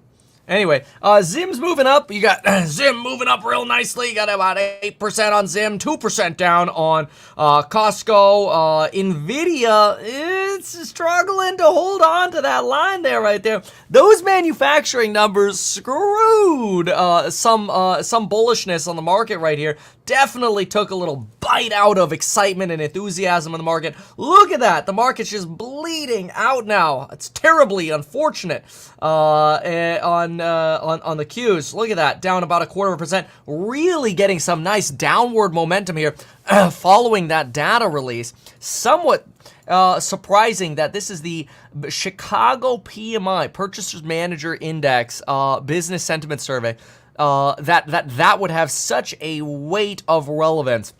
And again, coming in on a miss of expectations, we were looking for 41.6. We got 35.1. So little wild there. Some enthusiasm to be had around that. And you notice even BTC dropped on that. So now the question that I'm going to be watching is, are you going to get a bounce here at the 68.1 level? That's basically where we sit right now. And that's going to be kind of important. You want to see kind of the market go, all right, how much do we really care? And see if you can get a bounce right here. Otherwise, you got problems on bullish trades, and you're probably looking at a bearish shift. So, but let's see what happens here, because usually you get these initial reactions on data, and then the market just comes back and does the opposite. No guarantees, but it's often what happens. So let's see what the market does, and we'll keep an eye on it. Okay, so with that, let's see. And do the Dumas have goodies for us? Nope. CNBC and Doomberger are on commercial. And looks like we are getting a little bit of that bounce. It might be too early to tell. But it does look like Nvidia is trying to bounce. Tesla's trying to find its footing. It's not under its low of the morning, and that BTC bounce is showing up. So let's see what happens here. If it can't really hold it, it's having trouble. It's having trouble. It's like holding back the water flowing into the submarine. Seal the zone. Stop the pain. DJT gave up about 6%. Now, what's crazy is that really represents, honestly, like a swing of probably something like, what, 10% that we've just seen on DJT. It was crazy. You went from like positive to 5 or 6% to now down to, what are you today? You're down 6.2% here. It's absolutely crazy. What a swing on DJT. Lisa Su is just remarkable. Jensen's just in the zone, but Lisa Su, AMD is going to have its time, and it's going to be fantastic. Jim, how about tonight? Okay, tonight I'm going to the Hampton. No, just kidding. Just kidding. I've got Zscaler tonight. I'm not even going. Zscaler, and Jay his thing's up big. I want to contrast that with Sentinel, which not. Good for Jay. Yesterday, Okta had identity, and the stock was wow. Dell's down 19% now. Wow, it's an oddly powerful week. Remember when we used to have earnings and then earnings season ended? No, it's just, there's no season ending to earnings. Never ends, man. Right? And it just starts all over again, yeah. Right. Well, to your point, doesn't it? Yeah, it's never an end. That's true. It does start all over again all the time. That is exactly what it feels like. All right, still waiting. Watching NVIDIA here. NVIDIA stable. We're getting the stabilization. Now, here's the hardest part about this market. Are you going to trade sideways today, or are you going to bounce? That's the big question. So you watch NVIDIA, watch BTC. BTC sending you some bearish signals right now. So are the Qs. Not great. They're sending you bearishness. Are you going to hold? So far, you went lower than your previous low on BTC. Not great for being bullish. Qs, though, trying to rotate up again. Will NVIDIA? Who knows? So this is what we're going to pay attention to. Coinbase is up about 70 basis points. Still down almost 3% on Costco. Zim's up just about 7%. You've got, let's see here, Dell, 18.5 now. Hewlett-Packard's down 7% on the day. It did have a rally yesterday. Tesla's coming back. Tesla's coming back. Coming back to live another day. Is it gonna break here at 178? And can you get it to 179? Who knows? We'll see what happens. BTC trying to hit that floor, and the Qs are trying to rotate as well. Yeah, usually what I find is when you have these catalyst moments, you usually have like 10 minutes of freaking panic. It's been about 11. I've been watching. I'm like 10 minutes, man. I don't even have a watch on, but I'm like 10 minutes. Give it 10 minutes and see what happens. That's what I was sort of thinking in my head. It's like 10 minutes after data, and the market starts going in the opposite direction again. It's crazy. Not always. I mean, sometimes you could set off a trend for the day, but I always like to watch sort of that 10-minute trajectory just to kind of see what's going on there. Coming up on 7 o'clock here, as far as catalysts, no catalysts in the way right now. Looking at the next catalyst being PMIs on the 3rd. The 3rd is, let me look at the calendar here. That is, wow, Monday's already the 3rd. So I'm just going to do a fair reminder here. If you haven't yet paid your bills for this month, consider doing that. So yeah, keep an eye on your bills that might be due. Okay, Q is still struggling. BTC still struggling. Dell, ooh, a Dell recovery. Did somebody say Adele? That's gonna be tough to bet on though with NVIDIA so stuck. But I will say, NVIDIA was stuck, literally stuck at what's it called yesterday? 1050. It was stuck at 1050 yesterday before its sell-off, and even the day before. And you still, actually, it was the day before. The day before, you had NVIDIA stuck at 1050, and Dell was able to rally from 4% to 7% with NVIDIA stuck. That was crazy. So it does look like you're trying to form a floor here. No guarantees yet. Tesla is recovering. That's been a crazy ride. Look at the volatility on Tesla this morning. It's been absolutely nuts. NVIDIA's holding on, so the data wasn't as bad, I guess. Zim, 7%. Again, that 10-minute rule on data releases. Boy, We'll see if it can, if any of this can hold up. What else is moving here? Enphase is up at 130. Movers for the day. You've got, Zim, Faraday. Faraday's been all over the place this morning. I thought it was up like 14% earlier. C3AI is up a bit. Monday.com, Palantir, they're up about 1%. Crown Electric's down 8. Trump SPAC down 5, 2.5 there on Costco, 1.8 on ELF. And then, of course, going back over here to NVIDIA for a moment. Ooh, trying to losing that 1116 line. Not great. You really want to hold up above that 1116 line for those AI plays. Let's listen in here for a moment. The AI race, speaking of AI. Jones, he is the CEO of Brand Tech. He joins us with corporate America's AI roadmap and a Jeep on the cheap. Stellantis plans to introduce a $25,000 Jeep as it...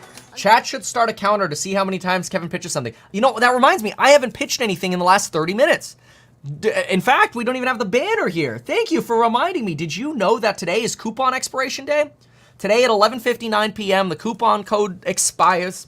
The P&L for the year is doing pretty dang well. What are we doing? Year to date on that 900. Oh, it wants me to log in again. It was like 1.2 or 1.3 million bucks or something like that on a 900K account. That's pretty good. So a little bit more than a double on the P&L. I really hope I can keep that going. No guarantees, obviously, that we can, but that's the goal. Keep the dollar hollers going. And if you want those trade alerts just to see what I'm seeing in terms of trends, check out meetkevin.com to learn more about the Stocks and Psych group, or consider bundling that with all the other courses as well. So there, now you can add that to your counter. All right, let's listen in over here. Certainly not helping out big tech, but even still, let's talk about those PCE figures, because the Fed's preferred measure of U.S. inflation moderating in April. Bloomberg's Michael McKee joins us now with all the details. You've had 90 minutes to really go through the details. What was behind what we saw in April? Well, basically, Katie, we saw some of the areas we expected to see get some disinflation back, including used cars, including housing, but not by very much. And it was a moderate victory for the anti-inflation crowd, with PCE just falling 0.2 for the core and 0.3 for rising 0.3 for the headline. Year over year, no changes. 2.7% for the headline, 2.8 for the core. We did see, though, a slowdown in spending, a significant slowdown in spending. Went from 0.7% in March to just 0.2 in April, and then incomes did not rise as fast as they have been, led by wages up only 0.2%. So at this point, it may give us some evidence that the debate among Fed officials about whether they're tight enough is sort of falling on the side of maybe tight enough at this point. Let's talk about real personal spending. I thought that was interesting. Of course, it was expected to rise by about 0.1%. Instead, it dropped by about 0.1%. Is that something I could get worried about, or am I just grasping at straws here? Well, I don't know if you're grasping at straws to find something to worry about on a beautiful Friday. But at this point, it's not something to worry about. It is sort of expected that spending would slow because, A, the Fed is tightening credit and trying to slow the economy, and B, inflation's coming down, so there's less of an inflation add into spending. Most of what happened with spending today, this past month was in services up 0.4. We saw a 0.2 decline in goods spending, and that all just tracks with the numbers that we've seen for things like auto sales and service industries.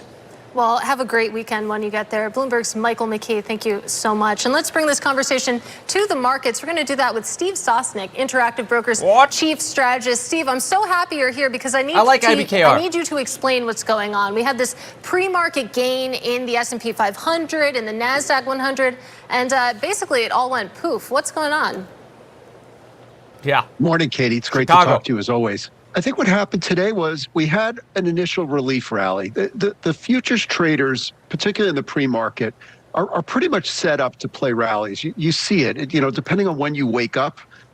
You'll see the futures typically up a little bit, and then they rise into the number, and then assuming the number's okay, in this case today it was less as expected, that was sort of the next signal to rally into the open.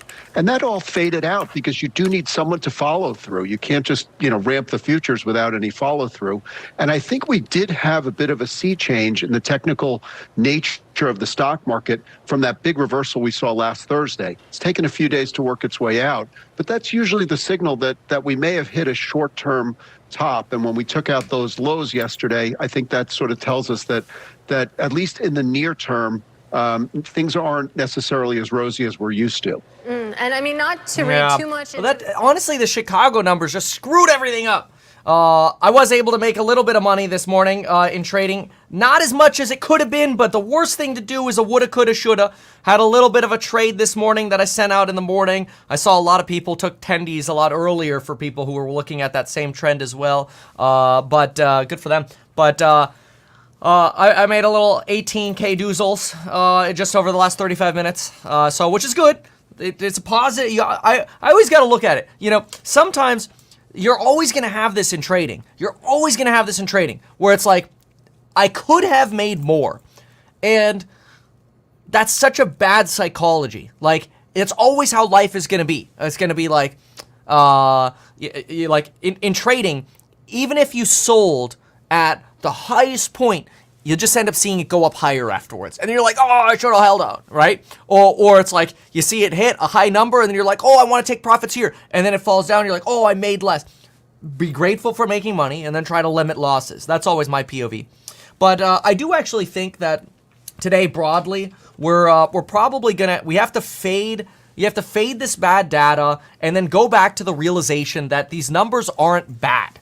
Like, the numbers that we had today on inflation were good. They are at expectations. The 12-month continues to move down. Yes, the 3 and 6 month figures have been more volatile. And of course, there's risk, especially in the AI sector where you're seeing Dell pay the cost of they're basically paying to get into the AI game right now, right? So that's just the way the game's played. I do like, by the way, this floor being created on BTC. This is really good, but I don't know how robust it's going to be. So what I like to do to find robustness, 5-minute chart. And as you can see on the 5-minute chart, we're still on that BTC downtrend, so it makes me a little bit less bullish. Once we can get a move here on BTC and actually create a 5-minute floor, I get a little bit more excited. As you can see, we're creating that 5-minute floor right now on the Qs, which is good. It's actually a bullish thing. And we're looking at NVIDIA as well. I want to see Costco's still trending down. You've got ARM that's starting to trend up. I think it's moving just with NVIDIA here. Oh, look at that. I can't believe you went to 800 on Super Microcomputer. That's crazy. That's actually a pretty big line. Now, I have it labeled as a yellow line here, but that's a pretty big line. And so if you could get a floor on BTC and on NVIDIA, that 800 to 840 trading range on Super Micro could be really interesting. So I'll be watching that. Zim's giving up. Yeah, look at that. ARM moved up again a little smidgen there. You've got the Qs still working on creating that floor. Can't get it on the 5-minute BTC, though. That's not great. 5-minute BTC still showing sluggishness, bearishness. You just got a 180 on Tesla. Not like a 180-degree U-turn, although that was true from that candlestick. You just hit 180 there for a hot second. Still waiting. Oh, that's a 5-minute Qs green candle. Still red, though, on BTC. Which, the reason that the BTC is such a useful measure is it's a measure of risk. That's all it really is. Wow, Enphase just gave up. Thinly traded stock, so you have a lot less potential support when you are watching Enphase trade.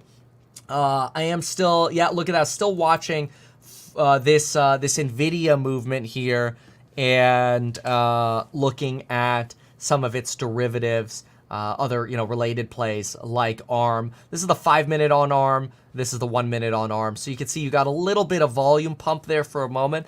I don't know how stable this is going to be. Yesterday, we had a really a consolidation day, right? It was really freaking annoying how much consolidation there was yesterday. Like, we traded sideways for so long yesterday. And generally what I like to do is I like to stay away from consolidations. See, like this on Tesla, look at this on a 5-minute, right? 5-minute, and then get out of your 1-minute view for a moment. What is that? it's a consolidation. It's hard. That's hard play to make. You need, if you're going to play options, you need it to run, baby, especially on a Friday. Okay, this is going to help the 5-minute candle. That's bullish. That's going to help the 5-minute candle on BTC. But on a Friday, yeah, there's the 5-minute candle on BTC. On a Friday, you could get hosed on theta decay. Just the decay alone on a Friday, if you go for 0 days, could screw you. Because people start pricing in, you got like a 2-day weekend to get through. So you're paying basically 3 days for the price of 1 on theta decay. Again, consolidation over here on NVIDIA as well. So it's a little boring right now. So a little bit of the trading thoughts. And again, if you want my perspectives, again, I just can't guarantee anybody's gonna make money. You could lose money. But I sent all my trade alerts, all my ideas. You can see all those every time I see something that's a trade alert. I post that alert, and then you can kind of, if you want, formulate a strategy around that or not. You know, sometimes people look at my alert and they're like, I don't see what you seeing, man. And then other times people are like, yeah, I see that. You know, it's ultimately I can't trade for you. Yeah, look at that. You're just getting stuck on these on BTC there. It's consolidation. I don't. It's the worst thing in the world to trade. Yeah. All right. Sideways. Place to end it. Always enjoy speaking with you. Have a great weekend. Our thanks, of course, to Steve Sosnick of Interactive Brokers. And let's take a look at what's moving underneath these markets right now. We're going to do that with Bloomberg's Emily Grafeo. And Emily, tell me what's going on. Somebody here says, remember to pitch Coinbase too. Did you know you can get up to $200 by going to metkevin.com/Coinbase? The crypto brokerage Coinbase will help you set up an account and you can trade crypto at what I think are some pretty good spreads in the industry. Check them out. Go to Coinbase. Check out their spreads on trading. Set up an account. Get up to $200 when you create an account. And use that link, metkevin.com/Coinbase. Should be down in the description as well, but if it's not, metkevin.com/Coinbase. And did you know today there's an expiring coupon code? They're really undergoing a transformation. Hey, man, somebody's got to make the bread. I got 7 kids to feed, okay? Paid promotion on Coinbase. For all of Gap's brands, Athleta, Old Navy, Banana Republic, and Gap all beating expectations. And you can also see it in the stock price. So this will be an interesting story to watch here, how they can continue that growth under the new CEO. Did I mention you could get life insurance in as little as 5 minutes by going to metkevin.com/life? Sorry. Gap. Tell me about Ulta. Paid promotion. So this is a beauty brand, a little bit higher, but actually Ulta top customers. I don't care. Where's Sarah? I need Sarah. I mean, the growth in the economy on the supply side is not 1%, Sarah. When we talk about trend, we're talking about the non-inflationary growth potential, and you're really looking at I switched to see Sarah. I get this guy. Means productivity and labor force growth. And right now, when you talk about trend, it's probably close to 3% on the supply side. And the demand side, which is what GDP is now running barely above 1%. And that's why you can get a situation where maybe we don't get an NBER-defined recession, but demand growth... You need some promotions for us Europeans also. Did you know that 90% of the content in the programs on building your wealth at meetkevin.com also apply to international individuals and investors? Check it out at meetkevin.com. I got one for all of you.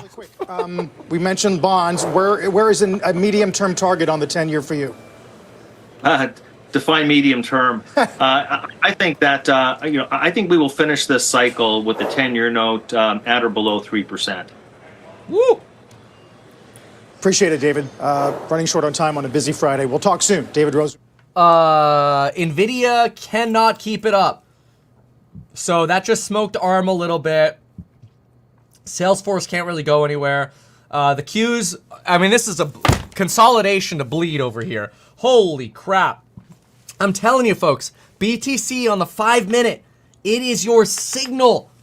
Look at that. You couldn't get this candle wick to go above the candle before it on the 5-minute. It's the trend's bearish today. I hate to say it. It's just a bearish trend today. It's poopy doopy. Not happy about this. Dell's down 20%. I'm gonna have to start looking at shorts, but I know the second I put my shorts on, all this crap's gonna tank. I mean, I'm not even wearing pants right now. I'm wearing shorts. All the nannies always think it's funny. They're like, video on top, shorts on bottom. It's comfy. Zim Costco. Oh, come on, man. Look at that. Just a bleed. Bleed! Where's Sarah?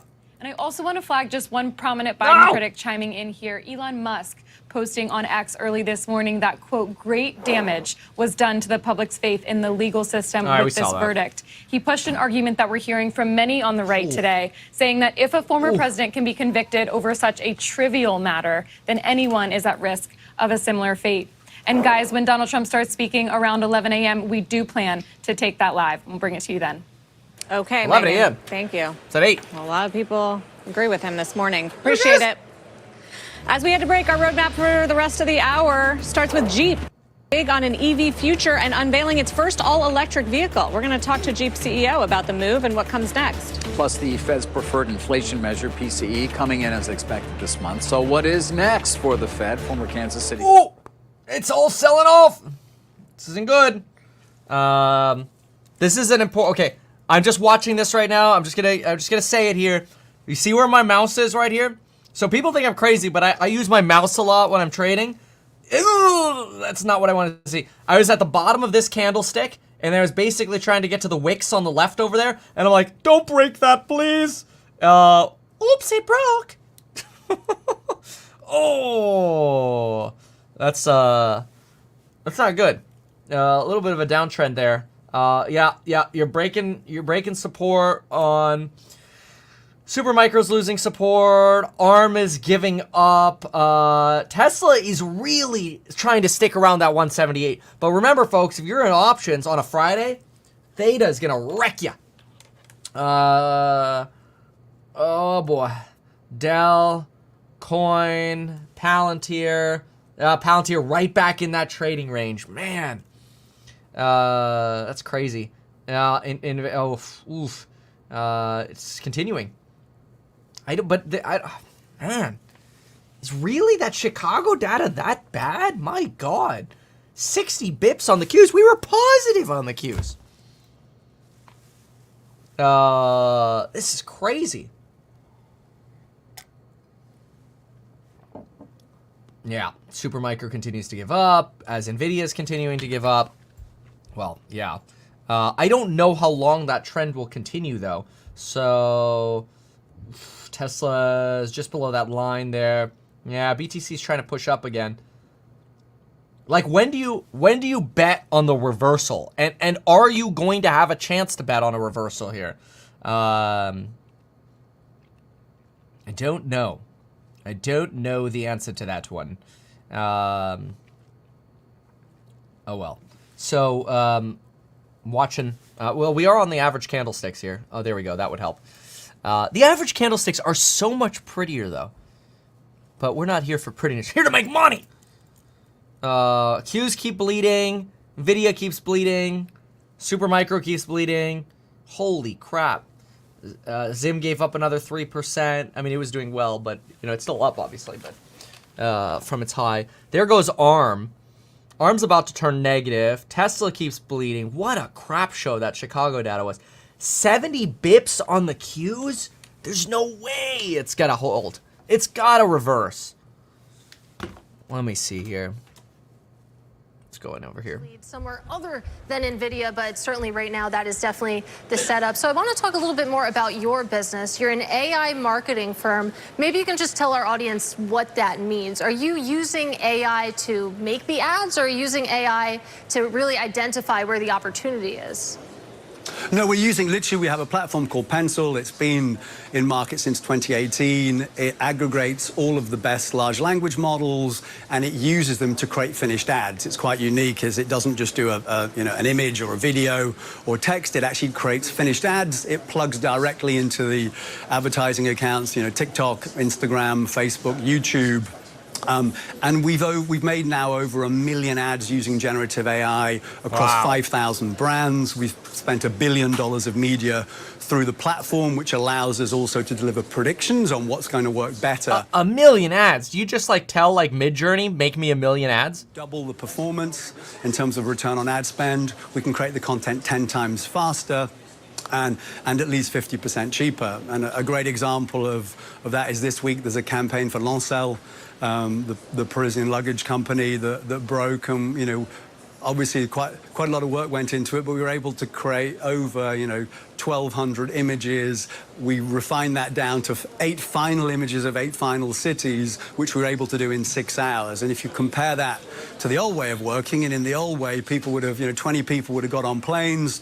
They'd have flown to Tokyo and to Paris and to Athens and gone all over the world and had a pretty major carbon footprint. And in the new world, you can do all of that in 6 hours. David, I'm sure there's a lot of people listening right now who are pretty worried hearing you talk. So how much human oversight is there when it comes to actually creating ads with AI? Because I've played around with ChatGPT and it's spit out some pretty crazy things. I could imagine that maybe it's a similar story when it comes to the AI that you use.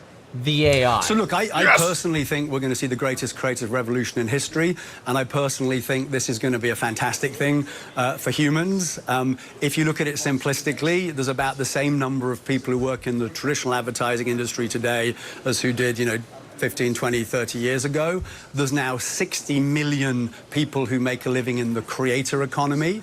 And if the mobile phone made everyone a creator, like generative AI almost gives everyone the powers of an advertising agency. So I really think this is going to be a huge creator of jobs and of employment.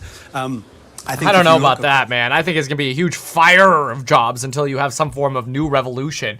It doesn't sound great right now. Simple example, like in the 1800s, over 90% of the world worked in farming or making food. Today, it's less than 2%. You could conclude from that NVIDIA keeps lagging down. Amongst humans, absolutely not. And then to answer the specific question, we obviously, the reason Pencil is called Pencil is we believe it is a tool for humans to use. It's not a tool to replace humans.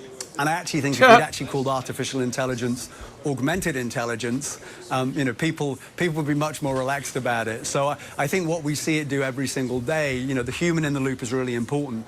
ARM lost the lead. Yikes. Watching Mad Men for the first time ever right now. I think I'm on season 3. I would love to see Mad Men set in 2024, but that's a different conversation. Like you said, you've made over 1 million ads through Pencil. Is there any specific type of company, industry that is more open to using AI than maybe some others? Look, so I think, at a big picture level, there's nothing, we're really at the start of what's going to be the most remarkable revolution. I feel like I've opened a door, looked inside, seen that someone has invented, created fire, invented electricity, closed the door and gone back into the real world, and we haven't yet fully understood how this is going to play through. But there's not a single thing that a human brain does today that you can't do better, faster, cheaper, aided by artificial intelligence and generative AI.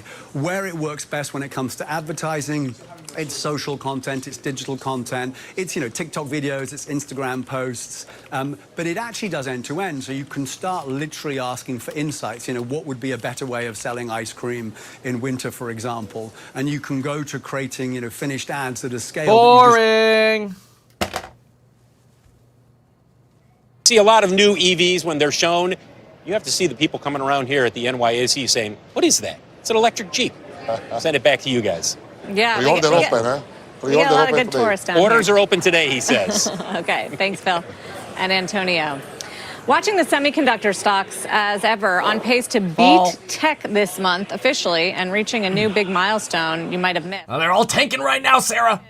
And joins us with more. This is the whole software AI reversal trade. It is, and it's something that many traders are kind of watching right now to see how it develops in the coming months and quarters, because we have seen a bit of a regime change. And what Sarah is referring to is this notion that we have the chip stocks now making up a larger part of the technology story than software. It's being overridden a lot by what's happening with the chip narrative. And you can see here, the orange line is the ETF that tracks the software industry, the iShares ETF that tracks software. Somebody's like, Kevin looks concerned. Is everything okay? No! I'm literally sitting here watching NVIDIA, waiting for it to form a bottom.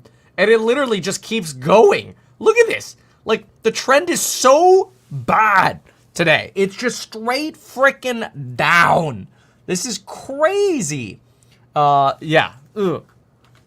Performance. In fact, for that Vector's ETF, the SMH, it makes up roughly 23% of the weighting there. If you add in Taiwan Semiconductor and Broadcom as well, those 3 stocks make up roughly 42% of that particular ETF. So they are the driving. Nvidia is dropping like a helicopter in Iran, says Brent. I wonder what he's talking about. That didn't drop. That got shot down. Sorry, conspiratorial. Days here have been rough for them. Also Adobe and Intuit. These three names on the software side of things have been more severe underperformers, and they make up roughly about 22% of the ETF in total. So as we talk about this divergence, it comes down to whether or not the story will change with regard to the AI influence on certain software stocks. For right now, though, the narrative is overwhelmingly on that chip side of things. Sarah, I'll send things back over to you. Yeah, the Salesforce numbers did not help. Thank you, Dom. Bitcoin on pace to beat the S&P 500 this month. We're going to head live to Austin for the latest from one of the world's biggest crypto conferences. Next. Plus, watch Ulta Beauty beating on the top and bottom lines, increasing competition, a key focus on the call after guidance comes in light. But many analysts are calling it, quote, better than feared and a reset point for the stock, which is actually higher, 1.25%. It's had a tough go this year. We'll be right back. Yeah. All right. Anything for the Doomers? Let's see, the Doomers. Meet the same fate as bankrupt WeWork. And finally, Chipotle is getting spicy feedback. Oh, Soho House rejected the buyout. Wow, that's interesting. Fast food chain is cutting back on portion sizes. The CEO disputes these claims, telling Fortune magazine that disappointed customers can get more food by giving workers a, quote, secret look, namely widening your eyes and nodding your head when portions are being doled out. Maybe throw in a wink as well, see where that gets you. But in any Are case, you kidding me? Did they, what? The wide eye and... You know what people are doing on social media now? While people make their Chipotle, they film them. So what you should do is you should film and give the wide eye nod. Wait, where's the mug? And then when they give you a lot? Stupid. That's ridiculous, honestly, that you even have to think about that. Just ridiculous. Just make it the same frickin' size. Back when I worked at Jamba Juice, they just pre-portioned the frickin' scoop. And so the smoothie would get screwed up if you put too little in or too much in. So if you just use the same size frickin' scoop, it's hard to screw up. But they don't do that at Chipotle. They don't have scoopas. It's crazy. Just one size. It's not that hard. One size fits all. Okay, maybe not, but okay. I'm gonna just stop talking now. All right. Here we go. It looks like the market is trying to create at least some form of a little bit of a bounce there on Nvidia to some extent. Not sure if that'll actually hold. That's something to pay attention to. And let's see here. I am going to send a trade alert to those of you in the Stocks and Psychology mini group. No guarantees. It could be a big loser. I'm going to say that. But we'll see what happens. With that said, we are getting to, what are we getting to? We are getting to, there we go. Okay. We are getting to the point where it's time to head on over to the Course Member Live. We'll look at the sticks again in just a moment. Let me go ahead and play this. And, oh wait, what are they saying here? Resurgence of interest in crypto. And a hotspot this week, Austin, Texas. Let's get over to Mackenzie Segala. She's live from the Consensus Crypto Conference. Mackenzie. Hey, David. So Consensus is always a big deal for crypto enthusiasts. But this year, Wall Street is here in full force as well. I sat down with New York Stock Exchange President Lynn Martin just as the NYSE says that it's planning to issue Bitcoin options. Ooh. But we've been having conversations with the SEC for more than 6 years about Bitcoin ETFs. I think you can't argue with the success of Bitcoin ETFs and the liquidity it has brought to the underlying markets. Now, crypto's market cap has gained about $1 trillion since those ETFs began trading. The funds are now up to nearly $60 billion in assets under management, with BlackRock just this week surpassing Grayscale's GBTC in AUM. A lot of those same issuers have spot Ethereum funds in the pipeline. Now, they told me that the SEC's move last week to pave the way for their approval came as a total shock, which goes to the biggest talker here at Consensus, which is the seismic shift in crypto politics in Washington. President Biden seems to be warming up to the sector. Donald Trump is accepting political donations in digital tokens. And there's also pro-crypto legislation swiftly getting voted through on Capitol Hill. Elizabeth Warren had a huge sway over crypto politics. And if anything happened in the last 2 weeks, her party said, Elizabeth, enough. Now you've got us in hot water with this giant group of crypto voters in a very tight election year, and we don't appreciate it. Now, the next big push is to get stablecoin legislation to the finish line. Many see that as a big part of securing U.S. dollar dominance. Guys? Mackenzie, what a month for the ETFs and for policy in general. Thanks for that, Mackenzie Sagalas. Meantime, the Fed's preferred inflation measure, PCE, coming in as expected this morning. What does that mean for the Fed and for rates? Former Kansas City Fed President Esther George is going to be with us with her take in just a moment. I don't know, I always like that, those sound effects. I gotta get some of those. Territory going back down, momentum suggesting maybe we're going to see this S&P 500 go back toward the lows near 5,000 or even below 5,000. A lot needs to happen for that to happen, but it is a possibility.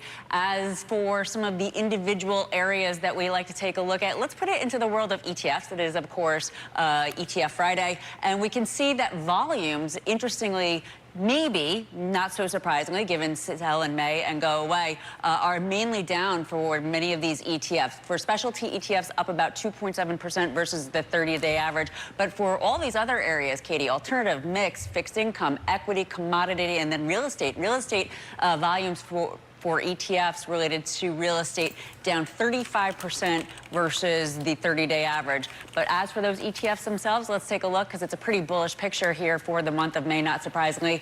SPY up about 3.8%. At one point, even higher at its best, on pace for its best month since 2023. Gold higher, we have bonds higher, so a bit of an everything rally here, but not so much for the dollar. We do have that dollar down 1.3%. Well, even still, happy ETF Friday to you. Our thanks to Abigail Doolittle. Now, let's talk about cars because Jeep is unveiling its first all-electric SUV in the U.S. The Jeep Wagoneer S. It will retail for about $72,000, and it will hit the market this fall. What's up, dude? Joining us now for Thank more, you so I'm much. thrilled to say we have Antonio Fun, Filosa. He is the CEO of the Jeep brand. Let's Don't talk have fun. about that price tag. $72,000. That's relatively high compared to some of your competitors. Talk us through the pricing strategy there. Yeah. So the value that we put in this. Nah, I don't want to listen to this. I don't want to listen to this guy. I'm going to go over here and listen to this. Nope, we're not. Fine then, we're going to listen to this. Even though I'm a licensed financial advisor, real estate broker, and becoming a stockbroker, this video is neither personalized financial advice nor real estate advice for you. It is not tax, legal, or otherwise personalized advice tailored to you. This video provides generalized perspective, information, and commentary. Any third-party content I show should not be deemed endorsed by me. This video is not and shall never be deemed reasonably sufficient information for the purpose of evaluating a security or investment decision. Any links or promoted products are either paid affiliations or products or services which we may benefit from. I personally operate and actively manage ETF and hold long positions in various securities, potentially including those mentioned in this video. However, I have no relationship to any issuers other than HouseHack, nor am I presently acting as a market maker. Yeah, buddy. All right. So I'm gonna go make some coffee. We're gonna hop into the next course member live stream. Thank you so very much for being here, everybody. We will see you in the next one. Make sure to check out the courses on building wealth, link down below at meetkevin.com. Thank you so much.